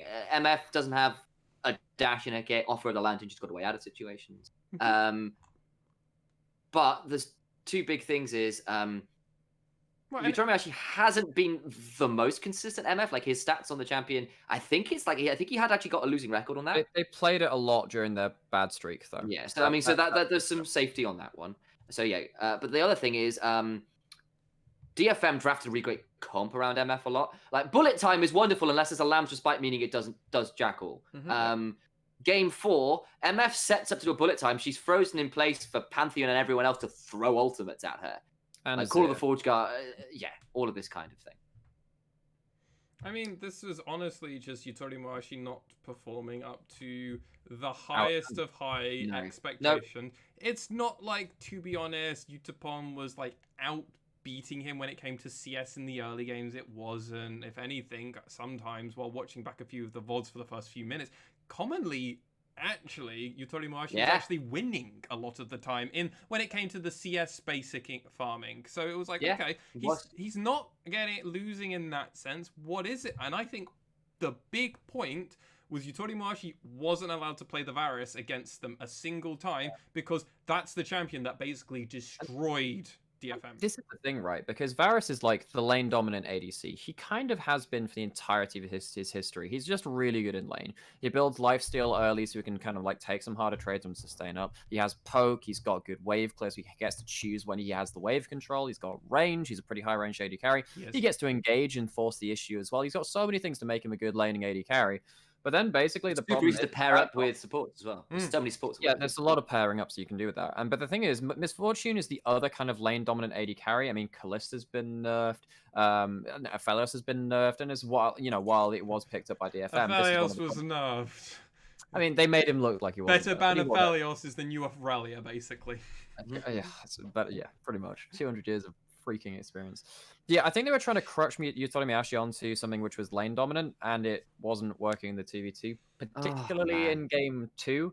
Blitzcrank, and there was a point where like NT went to go ward river, and that meant that even though the lantern was available, basically Yutori Muashi got hooked, and then he went for the lantern, had the lantern cancelled by the punch from good from Blitzcrank, and then like from the Blitzcrank, and then basically just like game was credit to Steel as well. credit to Steel as well, who started red buff. So they were playing red side, started red buff, and Path bot for an early gank. Both games. First game, blue summoners. Second game was involved in that kill the bot side. It really put that bot lane in trouble because they were burning summoners, like all 4 of them, pretty consistently. Yeah, they were. I mean, game 3 was the game where they lost both, like all 4 summoners, right? In the first. I guess the set jungle, yeah. Flash face breaker. I mean, that raises huge questions about the bot lane, and I mean, how much of that is the patch and the 5-week break? I mean, we have to actually. Yeah, like I mean, one, they should have definitely put him on a different champion. Both of the bot lane. I was saying basically, if they're gonna keep playing stuff like Pantheon, Azir, play something with mobility, and that means Ezreal basically. Play Ezreal or something. He can also outrange stuff like Azir as well, like which was played obviously 3 games by Saros. Like it wasn't banned, it wasn't touched, it was very much available. Ezreal Morgana's also not a bad lane, so that would again solve this kind of have a level 1, shut down, steal, all this other stuff. For me, it was just like Sengoku banging their heads against a brick wall and wondering why it wasn't falling down a lot of the time because DFM showed they had a really good comp. And Sengoku just really weren't playing to their own strengths in a lot of these times, but they did have strong level 1s, had like the invading jungler of the Olaf and shit. So for me, yeah, it's sad to see Sengoku go down in the style that they did without really pulling out some different stuff to throw at DFM, but it's also irritating. Sometimes they just didn't play well in lane, and that doesn't help as well. So, lots of stuff to think about. I mean, Yutori we had seen play Senna rather well, and obviously DFM had found out how a way to work that. He's also played Aphelios, which they ended up banning in that final game, which, to be honest, raises more questions than answers. They couldn't deal with it. Well, game 3 they did. But... They couldn't deal with it, or they could just pick it. Maybe. Yeah. We could have seen Aphelios. They were hovering at one game and they didn't. And I mean, that what's the closest champion to Varus as an AD carry? And you can argue in a lot of way, it's Ashe, which we've seen him play. And Ashe got buffed, you said, right? Yeah. So he's been up from like 60. So it's like 60% attack speed on a ranger's focus now. Yeah. So why? So play the Ashe. Like, there's so many things. All the Ezreal, obviously, as Nymaera was saying earlier. Like, there was so many options, and they, for some reason, Misfortune, yes, he had a bad win percentage, but we've already figured out why that was. So part of it. Yeah, it's fine. The Misfortune pick is fine, but clearly it's not working for the large comp. And I mean, especially when they're picking Kindred. Kindred just screws over MF so much because like you finally get yourself into a good position, which is kind of hard for an MF against their team comp, and then just the Lambs Spike comes up and it's like well, this didn't do anything. Wonderful. That's team that's like 2,000 damage down the drain. It's really annoying. Yeah, I mean, guys, I wonder about this. So I wonder whether in game 3, the big shift was Blank going towards the Jarvan and then really indexing into bot ganks. He went down there twice, burned loads of summoners. They did that massive dive in the bot side. I wonder whether Sengoku Gaming didn't think the issue was the bot lane matchup, but actually the jungle involvement down there, and whether they thought the Jarvan was the answer, and it kind of was, sort of. All right. But I just don't know whether that was enough, frankly. The thing is that, like, I mean, as much as you said it was a stomp and stuff, I don't think it was the most stompy thing I've ever seen. Sengoku had some ways into those games. Sure. I think they were outdrafted. I feel like the players themselves on Sengoku were relatively pretty good, right? Appaman had they played fine, but this is not the same Sengoku that played DFM in the previous round, in round 2, and there's so many variables around it which shouldn't exist that could have affected the players themselves, could have affected the game, the drafting, so many things, which I think really brings us back to a point that you made, Nymaera, ages ago now, at the beginning of this podcast, saying if this is a contingency problem for the players, is this actually just a different playoff? We have two playoffs originally and now playoffs now. Was Sengoku technically the winners of the original playoff? And Sengoku and V3 were tied for 2nd and 3rd place respectively. And this is what we're getting with the new playoff system. Yeah, I mean, with a break that large, it's so hard to kind of consider the first half and the second half like the same beast. I mean, I'm not going to be salty just because like I wanted Sengoku to. Well, I thought that Sengoku would win pre-split and in And I classes. mean, DFM deserved the win. They Definitely, won, right? Very Exactly, convincingly. They did, yeah, no, and no one can argue that DFM are the best team at the end of this split and the end of these playoffs. Could it have turned out differently if it was still on the same patch? You Yeah, have to wonder. You have to wonder, but yeah. And that's the question, right? It does undercut the competitive integrity a little bit because you always have to wonder what happens if it stays on the same patch. Because there is absolutely a world where DFM do what G2 did, wake up, Seros goes back and practices much like Caps did. He comes in just as strong as he was in that V3 series. You know, has a great game in the great series in the finals too, and it's the same result anyway. Yeah. But we don't know. Yeah, you know that's what's the interesting thing. So remember we cast the summer finals and stuff with and remember V3's jungler then, Baby. Yep. So he went over to the PCS. He's now called River. He just won the finals there. So congratulations to him. So Hey. another LGL tenured player, Alumni. finding some results. Thought I'd just put that in briefly. So congrats, River. You did well. Well done, River. I mean, that's just a really it raises it's giving us questions that we shouldn't have. It's a sour taste. Yeah, it's a sour taste. Because it's like it's not because the thing is DFM played super well and they deserve the praise for that. And, you know, and they could absolutely have come in and done exactly what they did, and I would not have been surprised. Yeah, with a 1 or 2 week break on 10.5, and we would be like, GG DFM. Turn around, right? But we have these questions, and that's sort of sucky. It's the other, but I mean, the other thing is how much equity are we actually going to put on that? Because sadly, there is no MSI and there is no international tournament until Worlds currently. Yeah. Meaning, how much do we have to care? Doesn't matter. Yeah, how much does it actually matter outside of the prize money for the team at the end of it from Riot, which and the pride. And the pride and the prestige and to be honest, most of the teams don't and players don't care about that. They just want the champion. They want the trophy at the end to say, look, the prestige. Look at what we did. I am a champion in a league. Yeah, you can put that in your history books. Yeah, and it's on your wiki page for the rest of the time. And they're like, I did a thing. I mean, Corporal's got that for his Direwolves when they won.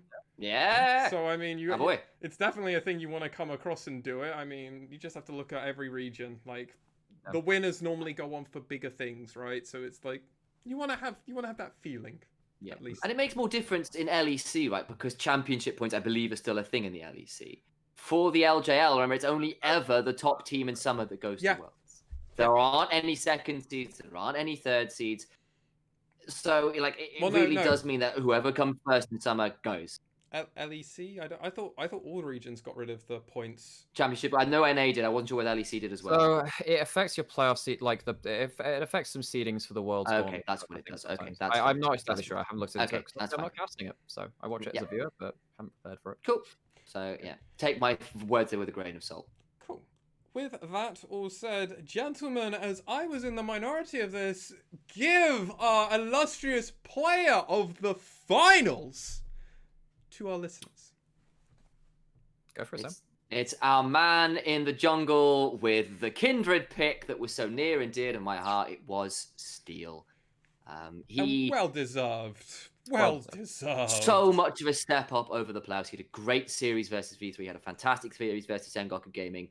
Such a smart bait with the Trundle. And having the answer with the kindred was great. It was so good into the team comp. The steals on that kindred around the dragon fights were fantastic. His pressure, his pathing early on to get the ganks bot side in games 1 and 2 were great. The Pantheon game the game for Pantheon is one of the better competitors. Whoa. Like, yeah, it really was, because we were having this conversation because there was a couple other players in contention, like Utapon again had a great series, Gang was very good, all of these things. But that Pantheon game, his ability to Grand Starfall in behind the enemy team, get Shield Vault onto Misfortune, use his Aegis to get out as well, just great, really great. And I mean, what's really nice for all of us over here is we were all questioning Steel as the biggest weak part coming into playoffs against Sengoku. Our reflective podcast episode regarding that, we saw Flame Steel a little bit. We're not fully, rightly so, but he played kind of but damn, we love a redemption arc over on this podcast. Yeah. And for me, that was Steros in against V3 as well, actually. So when we talked about player of the game there, I voted for Steros. Of course, it was a majority vote, and like it's a willing, Utapon crushed that series, willing play, very Worthy. Worthy. It's another W word, which I was actually looking for. Player of the series, right? And yeah, Steel for me, like I power ranked him pretty low coming into playoffs. So same with Seros, and you know I can definitely stand back and say these guys, you know, they showed up big when it mattered, and yeah, some of the bigger games we've seen from this guy. Yeah, I mean our playoff power rankings, I don't think Seros or Steel were breaking in super high. They weren't first on any of our lists for Steel. No, I don't think they were even second. I think Seros stepped into third.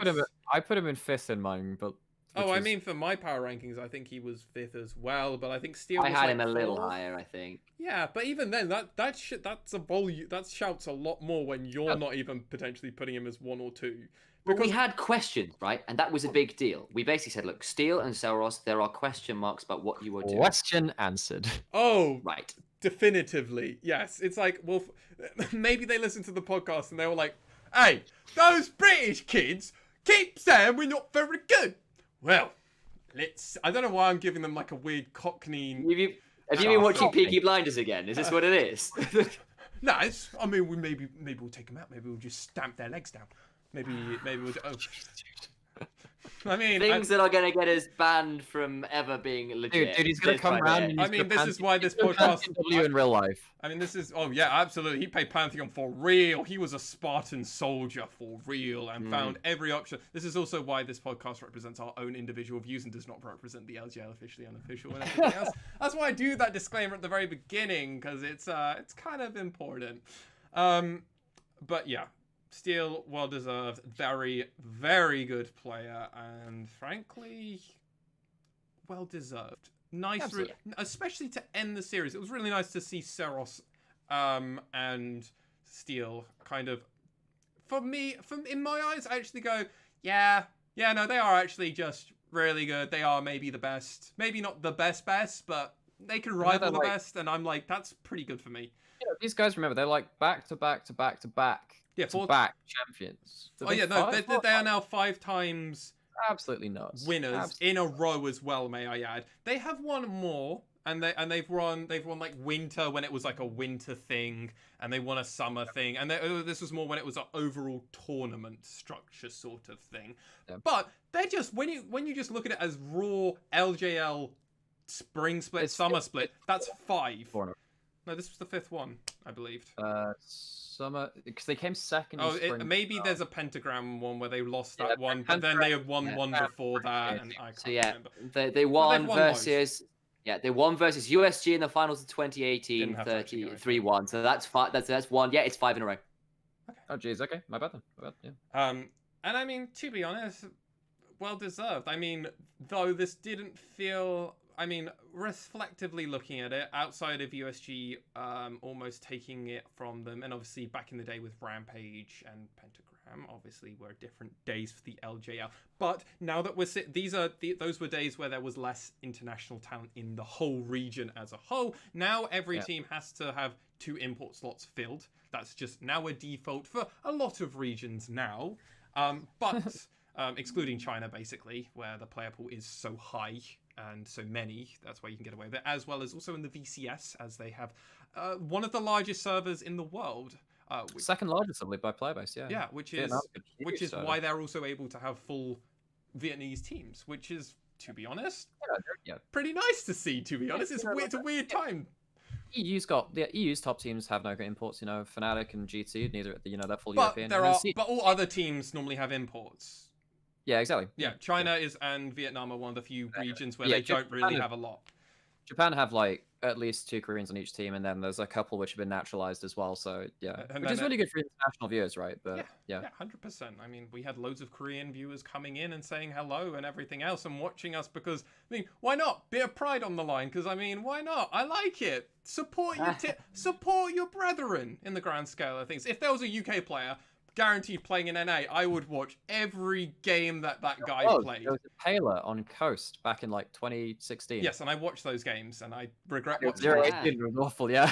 But I still watch them, damn it, because God save the Queen and tea and coffee and fish. He was much better on Super Hot Crew. He was much better on Super Hot. Oh, that was such a good team. Also, every time I hear Super Hot Crew, I also think of the opening of the game Super Hot, where it goes super hot. I think they should have come out to just that name of that the announcer going, Not super WWE, but it hot. could be. Did it even exist back in 2013? 2014? Probably not. I think it was a 2015 Man, game. they were ahead of their time then. Yeah, they were two ahead, but every time I hear super hot now, I'm like, super hot. This What a weird digression. brings us to one of the last points that we want to make, and it's kind of wrapping up these finals, and it answers and asks some of these questions, and some of these are just hypotheticals. We don't know the answer. We can only just spitball, and that's it. Both Sengoku and V3 were playing at this. Weren't playing at the same level as they had been during the previous games. We had seen Sengoku. Okay, outside of week 7, Rascal Jesters having a perfect game against them, which was very raised some alarm bells for us. They, though, played a very impressive game versus DFM. V3 went 3-0 versus Axis, 3-2 versus CGA, and were looking damn strong and potentially even could go the distance. It was not crazy to say V3 could go the distance in the grand scale of things. Why do we think that both Sengoku and V3 didn't perform up to the same level that they had been? We've got several points already for both of them, and I imagine you're both going to talk on them. I'm going to kind of just give it to one of you to kind of go first with this.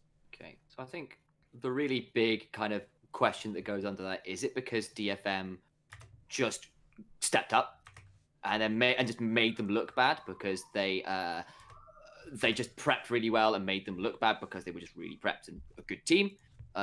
Is it because they had V3 and Sengoku Gaming had stepped down and weren't as well prepped? Is it a bit of both? And that's kind of a little bit of a question, because I think it probably is a bit of both. I think DFM came in exceptionally well prepped. The thing is, I think for V3, there were definitely players that were underperforming and players which, well, underperforming compared to their playoffs form, like particularly Ace. I also think that the champion pool they gave Paz was not his preferred champion pool. Like, I mean, Appaman definitely went back towards the Aatrox and stuff, but like he was on 1 for most of that series, which has not been his most successful champion. So I think that actually both teams in a way had diverged away from some of the ways that they played to great success. But I think DFM, the way that they drafted necessitated some of that, right? So I think part of it is DFM just saying, look, if we draft like this, you can't pick out all the stuff that you've been very successful with. You know, we'll combine these champions, we know that. So, but yeah, for me also, the other thing with like Sengoku, I think a couple of the players played very well, right? I think that Blank played pretty well. I think that Pyrion played exceptionally well, actually, considering the circumstances. I would almost controversially say that Pyrion played better than Saros in the finals, although Saros was also very good, so it's not a slight against him, but, you know, there's something to consider there. I think so. Is it, you know, Pyrion was good against the odds, I think is the way of putting it, right? So, like, there's something like, did they play up to their level? Absolutely not. I think the drafts were very incoherent from V3 and Sengoku at some point. And I think that DFM, I think that points a lot towards the cohesion of DFM and knowing, and the prep as well, right? There's so much to say about that. So, is it them playing bad or DFM making them look bad? I think DFM made them look pretty bad. I think DFM played really well, and they made it look uneven. Yeah. In a lot of ways. Yeah, if Sengoku Gaming exposed DFM in the Juggernaut match a bit, DFM went away and covered up those flaws and then returned the favor, is the thing. And that's a scary thing. I mean, a point that I've made to both of you before we came on here is, do we think there's a knee-jerk reaction from the side of Sengoku reacting very aggressively to what they saw in the V3 series and then only having a day to prepare, right? You have to imagine they had their own metagame worked out, and then we've already made this point slightly earlier in the cast, but Sengoku would have prepared their own meta. They would have known what they're doing in 10.8. They would have watched other regions play on 10.8. They would know what other people are doing. Typically, Sengoku play a very meta-centric game. They very much like playing what the other regions are playing. The competitive, especially the big 4 regions, they emulate that to a degree. But they play their own game. They then knee-jerk reaction started playing how DFM played in their same series against them and tried to beat them in their own game. Why were they doing that, guys? And why do you think, like, all these questions that I brought up, what's your take on that? I refuse to believe that they didn't know that Trundle was a power pick, because everyone knows Trundle's a power pick right now. The question is whether they knew, like, whether they delved into that as deeply as DFM did, and of course they haven't, because they didn't know how to deal with the Kindred. Let's be honest, because like, if you think that the Kindred is like the big thing for me is like the Kindred into Trundle is okay in isolation, right? It does deny some what Trundle wants to do, but if you're also picking MF as well, what is going on in your heads at that point? Because you know it's going to be really hard to team fight. I'm playing 4 games of MF and 2 of them with the Kindred Trundle not as well. banned, and then unbanning, and then banning the Kindred in the last 2. It's like particularly the first pick Trundle as well. Like that's some weird shit. Well, because it's Trundle into so Trundle is a great pick, and he has a lot of strengths, and taking it away from Steel seems to be a great thing because Steel playing lots of it. Yeah. But then you're also saying, okay, so Trundle's in a bit of a not a great matchup for him. He's also got no tank to steal stats from, so like that's kind of diminishing Trundle's power already. He's still good, but at that point he's not as amazing as he could be, right? Yeah. And it's also something about Kindred as well, is she can make or break comps. She broke Sengoku's comp in that actually. She's great into the Trundle. She's great at nullifying what Misfortune does. If you can take out Lamb's Respite or push Kindred out of the Lamb's Respite, she's suddenly very vulnerable. Which is why if you pick Dragon to release it into her, it's pretty gnarly. But yeah.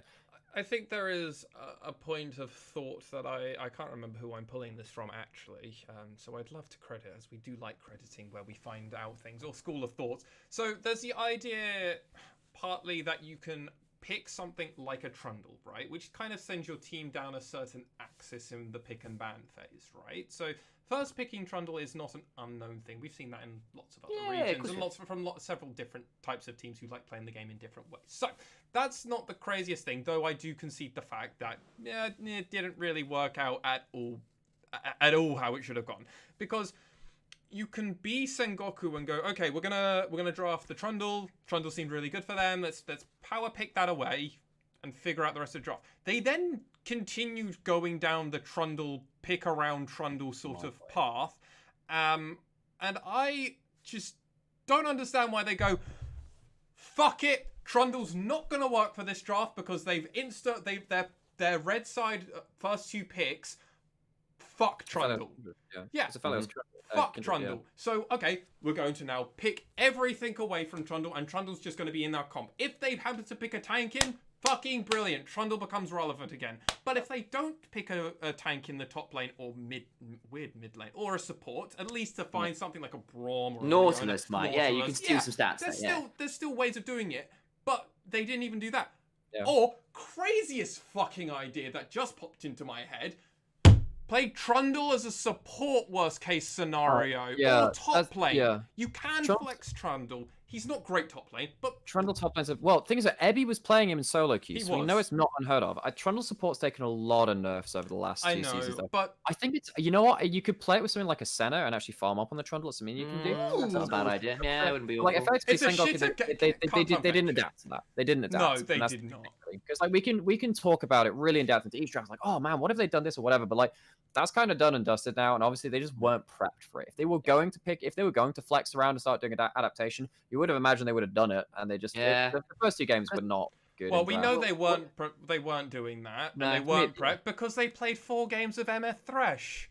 Yeah, and it wasn't. I mean, it boils down. Yeah, that particular thing, but the MF Thresh, the Trundle, it boils down to Sengoku being a little predictable. Yes. And they were predictable in game, and they were predictable in draft, and DFM had wild cards to pull out. What was the wild card for Sengoku Gaming? Where was the thing that they had stored away for the finals over 5 weeks of prep that makes you go, aha, we've got you now? Was it just Trundle? Well, I mean, the only other things you can say, which I've mentioned earlier, is obviously Graves was banned every single game. Maybe they expected to get at least 1 game on Graves. Maybe they had done a lot of prepping around games. Why don't you just pick the Trundle? Not Trundle, pick the Olaf. Yeah, say fuck it. Just say fuck it. And in fairness, Trundle's pretty good into Olaf, so you'd have to ban out the Trundle, right? But why don't you just Olaf's worked for you before? Like, why don't you go for that shit again? Yeah, and and Olaf's fine against Kindred. Yeah, he runs it down. Yeah, you just run into her and just go, I will lifesteal while you're invincible and then kill you. And I mean, we saw. It's like, wow, you're keeping Olaf alive at the HP where he does the most damage. You realize how that sounds? Yeah, and then it's just like one hit. It's like, Yeah. I mean, like... Yeah, I like that point. Yeah. I mean, like, the one surprise was Pyrion going for the Ziggs. There was the one thing where they had to take it away and he from hadn't played us. Corki to split either, right? Yeah. But Corki was a power pick after 10.5, so I think that's less surprising in our eyes. And it's not a surprise in the global meta. I guess what I'm saying. Yeah, and I mean we saw Steel against Sengoku play 3 different champions, and we know he played 4 different champions across just these across the playoffs in round 3 and round 4, not including the previous playoffs. I think Steel played more champions than basically any other jungler could have done. Up there, yeah. Like, and it's insane because he pulled out the Pantheon, he pulled out the set and the great thing, and we know now that DFM are definitely listening to this podcast because 100% they picked set. It could have been top lane. They blue 5 picked Nah, and then we went, oh my god, DFM are starting to actually play champions in other roles.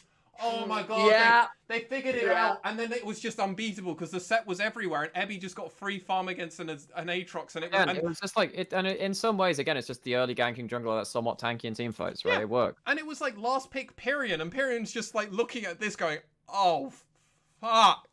That could also be and it was like, oh fuck, this set is just jungle, or it's jungle unless this is Nars jungle. But then it's like, they banned out junglers in second round and just went to jungle. I'm like, but the other thing I love about this in that game, even though they won this game in game 3, Karma could also have been flexed. Karma could have gone mid. It's a Saros special as well. Yeah, and so it was like they were just doing so much of this, and we learned that Sengoku have not figured out what to do when DFM suddenly start actually drafting not face up.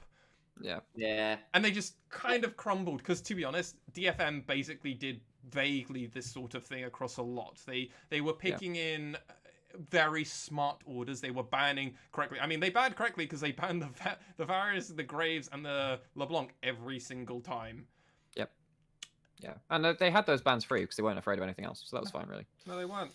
And I mean, that's just it. The only other thing I want to say, just to round us out of this, is V3 played a very, very aggressive early game in the jungle, right? They were invading, they were taking... I think they had 100% on all first Drakes.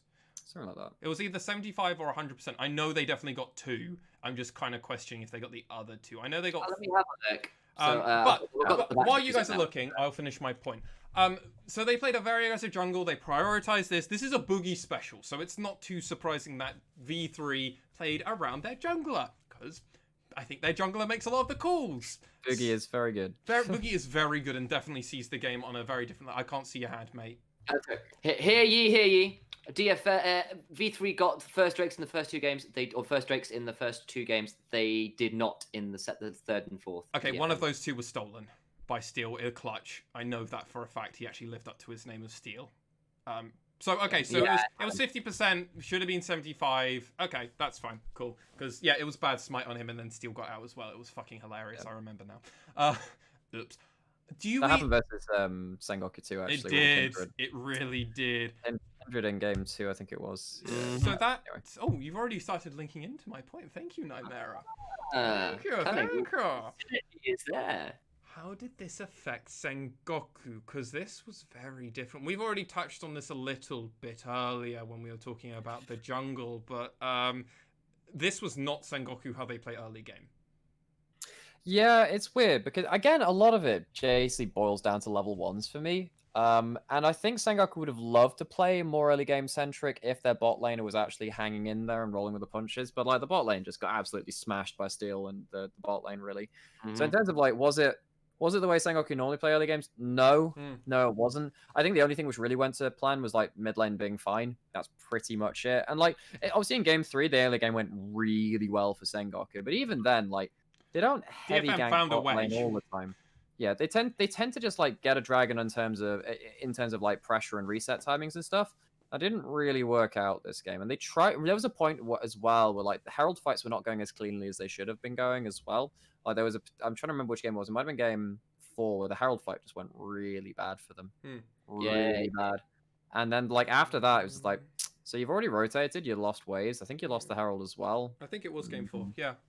So in terms of how V3 like affected that, in terms of like watching those games, I'm not sure because they're quite diametrically opposed teams. Sengoku and V3, they play quite different styles. But like, obviously, it would have been in their heads, right, saying like, "Oh man, V3 tried to go for this early style, and it's just not working." And this is and then this is also a team that is very famous in this, for us at least in this split, and I think for being objective focused. For being objective focused and very aggressive on their early game. Yeah, not V3 having especially. soul point early. Yeah. Not having soul point early screwed with them. Particularly because like remember in the first series, like DFM had like 2 Barons to like 5 or something. Didn't V3 lose with Ocean Drake?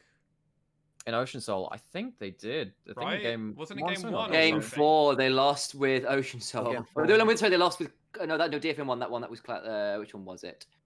I think if we're recalling that, we're somewhat right. Yeah, so that's speaking volumes. Yes, it was right? game 1. Game 1, they lost with Ocean Soul. So that's just raises far more questions from maybe the side of Sengoku.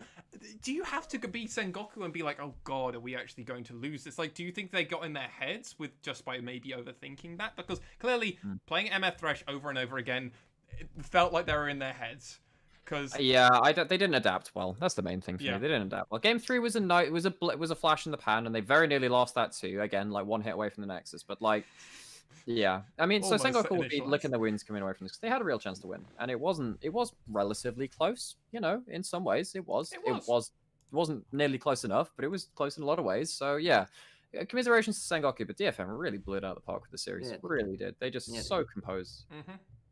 Initialise, any last closing thoughts? And Nymaera as well, to round us up of our main topic of that was it for me, really. The semi-finals, the finals. It's like I had a lot of doubts again about DFM this playoffs, and they really proved me wrong. So congrats, DFM. To paraphrase Kobe, I never doubted them, and it feels good to be the superior analyst. You know, like memeing aside. No, actually, it was a great. It was impressive what DFM did with their time off. Like they used that time exceptionally well, and they really put it into practice. I mean, it does also make me wonder that some of the outlying players on both the side of Sengoku and V3, who did still have rather strong games, you have to imagine some international talent is looking at them going, licking their lips going, ooh, they might have lost, but ooh. Particularly with like LCK doing their franchising challenger thing. I'm like, Reina could very much go back. Arya could very much go back. Boogie could go back. Blank could go back. There are players in the LJL, obviously, which have been doing import 10 years over here, and I'm like, unless you're gonna like prove you got results and stuff, it's gonna be hard to keep him. In the grand scale of things, Ebi and Yutori Muashi are like the 2 Japanese players where I'm like, man, these guys could legit be international big superstars. Seros on a good day, but those 2 in particular just like, and Yuton as well. Actually, Yuton, Art maybe with a bit of style. Art's Korean. Oh yeah, so Art is sorry. I'm talking Japanese. I'm with you now. Yeah, we were talking about Japanese. We already mentioned Art. Sorry. All right, no, that's me. I misread that. I think it's I mean, it's going to be interesting. Thankfully, hopefully, nothing crazy is going to happen. Unlike in my favorite maybe favorite region. I think the LJL is now my favorite region. Oh, that's cute. Friendship has ended with. I mean, my favorite region's just a dumpster fire at the moment. Unless we talk about C9, which I'm more than happy to do a podcast episode just praising C9. I'm fine with doing that. I don't want to talk about any other team. Well, Golden Guardians I'd actually be okay with talking about. And FlyQuest. I think FlyQuest is I love FlyQuest as a team. They're really good content creators. I'll give them that. Yeah. They've rebranded themselves very well. Their new I think it's owner. I know their new CEO owner. I can't quite remember what her position is, but whoever she's doing fucking wonders for that team, especially with that whole FlyQuest Go Green thing. I love that. I love it. It's great stuff. It's pretty good stuff. Yeah. So will be interesting. It's Megami Bear. That's it. Yes. So, with that all said, gentlemen, let's go over to question time. Dun dun dun. Like Prime Minister's questions, but not. Oh God, no! I don't want to do no. God, that comes out in a few days. Actually, his interview. I didn't. Anyway, it's the end of the week, and apparently he's going to say if quarantine is up or not. Yes, we won't talk about that. Ishiki, our writer extraordinaire that assists us with some things, has asked us a few questions. His first question is, did you expect a victory for DFM? Question mark. Especially after Sengoku won the first leg against DFM. Well, one of us did. No, not really. No, I mean, if it was on 10.5, I would still be questioning them because, like, yeah, I know the mix of the massive break and the patch worked really well for them. I didn't expect it, and I probably should have done, but yeah, I think just how it is. I think you and me and Nymaera really kind of just we assumed that we were having the same patch, which I think we all assumed anyway. So Yeah, well, we didn't. One, we assumed the same patch when making all of our predictions, really. And two, then when it's told, oh, we're having a different patch, I'm like, I don't know how much that's going to affect everything. All of my prep work and everything has been done on the idea that they're playing on 10.5. So I'm like, suddenly when it's changed, I'm like, well, I'm still going to stick to V3 winning because that's what I said on the podcast, and I'm not going to just back out now. Sure, yeah. And like, yeah, okay, when DFMs did it, in the back of my head, I'm like, well, I'm already giving Initialise a jersey here. I might as well say Sengoku because the hope of giving Nymaera a jersey instead, I guess. I don't win either way now. Hey. Yeah. But no, I think that coming into the finals after the semifinals, I was like, DFM looking really scary. Obviously, I predicted Sengoku like 3-2 on the day, and that was wrong. But yeah, no, I DFM bucked my expectations. Yeah. I think though, if we could on the same patch and it was not such a long period of time, I would have especially thought Sengoku would have been able to put up more of a fight. But yeah, you have to hope. Yeah, but congratulations, Initialise. Well done, sir. Well done. Yeah.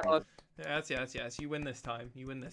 This time. The Hawks didn't even make the final three, so I mean, I'm very far away from anything at the moment. Yeah, poor Hawks. Yeah, they didn't make the top 7, Lexi. Didn't have to go that deep, man. Oh boy. They had to go that deep. They had to go that far down. Fine. Gotta get your jabs in when you can. That's fair. Yep. That's fair. The other question that Ishiki asked us is a very relevant one, actually. What are we going to be doing during the off-season, gentlemen? I've got a little bit of uni work to do. Then surviving quarantine, playing D&D, not playing rank because I'm losing all the time. Hey! Like, honestly, what am I doing? I'm still figuring that out. Like, I've no clue. I'm doing some casting where I can do it. So if you guys have any casting opportunities, let us know. But... yeah, please do. Initialise? I'll be doing a fair amount of music stuff, I think. I've got some projects, composition, and programming-wise I've kind of got on my plate, which I'll be doing some of. Some game dev stuff.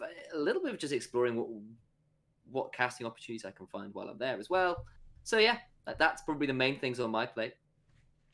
So I'm going to be streaming again. I had a really nice streaming session of 8 hours, and it was... accidentally. I was only planning to play for like 3 hours, and then I was like, cool. And then people start... It reminded me of League is fun to play with other players and other people that you know. The second you play solo queue, it's the worst thing. But you play solo queue with a mate, suddenly it becomes far more therapeutic, and you're like, you can meme about it. Like when you're on your own, you can't meme. Really. Yeah. Plus, if you're a support, it's nice to play with someone to play with, right? Supports work better when you've got people to, Yeah, you're not hard flaming your AD carry because there's some random. You can flame your mate. Back in like season 6, when I was like really trying to push for diamond the first time, and I fucking failed hard actually. Like that, I had to do a full mental reset and just be like, okay, all right, we got to take a couple of months off and try and like figure out why you're actually playing this game. Do you enjoy winning it, or do you enjoy playing it? And it took me like, so season 7, I got diamond for the first time. That was really cool. And then like which was a really cool season. Actually, last year I was really happy playing League because I hit diamond 3 super early into the season, and like I'd hit my peak rank like within like 2 weeks of playing ranked. And I'm like, wait, I don't have to worry about ranked the entire year. And I really enjoyed last year because of that, because I didn't have to worry. And that was really cool. No expectations, just enjoying the game. I mean, I do have the goal of trying to get to gold so I can be a gold caster like every caster and analyst that is really out there. Most of them are gold at minimum, so I need to... My Smurf is gold if you'd like some help. Maybe later. Maybe we'll do it on the account that actually has the name Masked Swan. Maybe we'll do all of that on my my main account. We won't talk about Lexi. We won't. Lexi is my troll account. Yeah, let's go with that because my LP gain currently on my main is plus 19 and minus 18. So gains are real hard at the moment. The worst one I had was plus 12 once. That was when Diamond MMR was destroyed though. That was really bad. Outside of streaming, I've got some content stuff I'm going to be planning. I've got some casting stuff I've got in the works, so applied, so it's like up in the air and see what happens from those.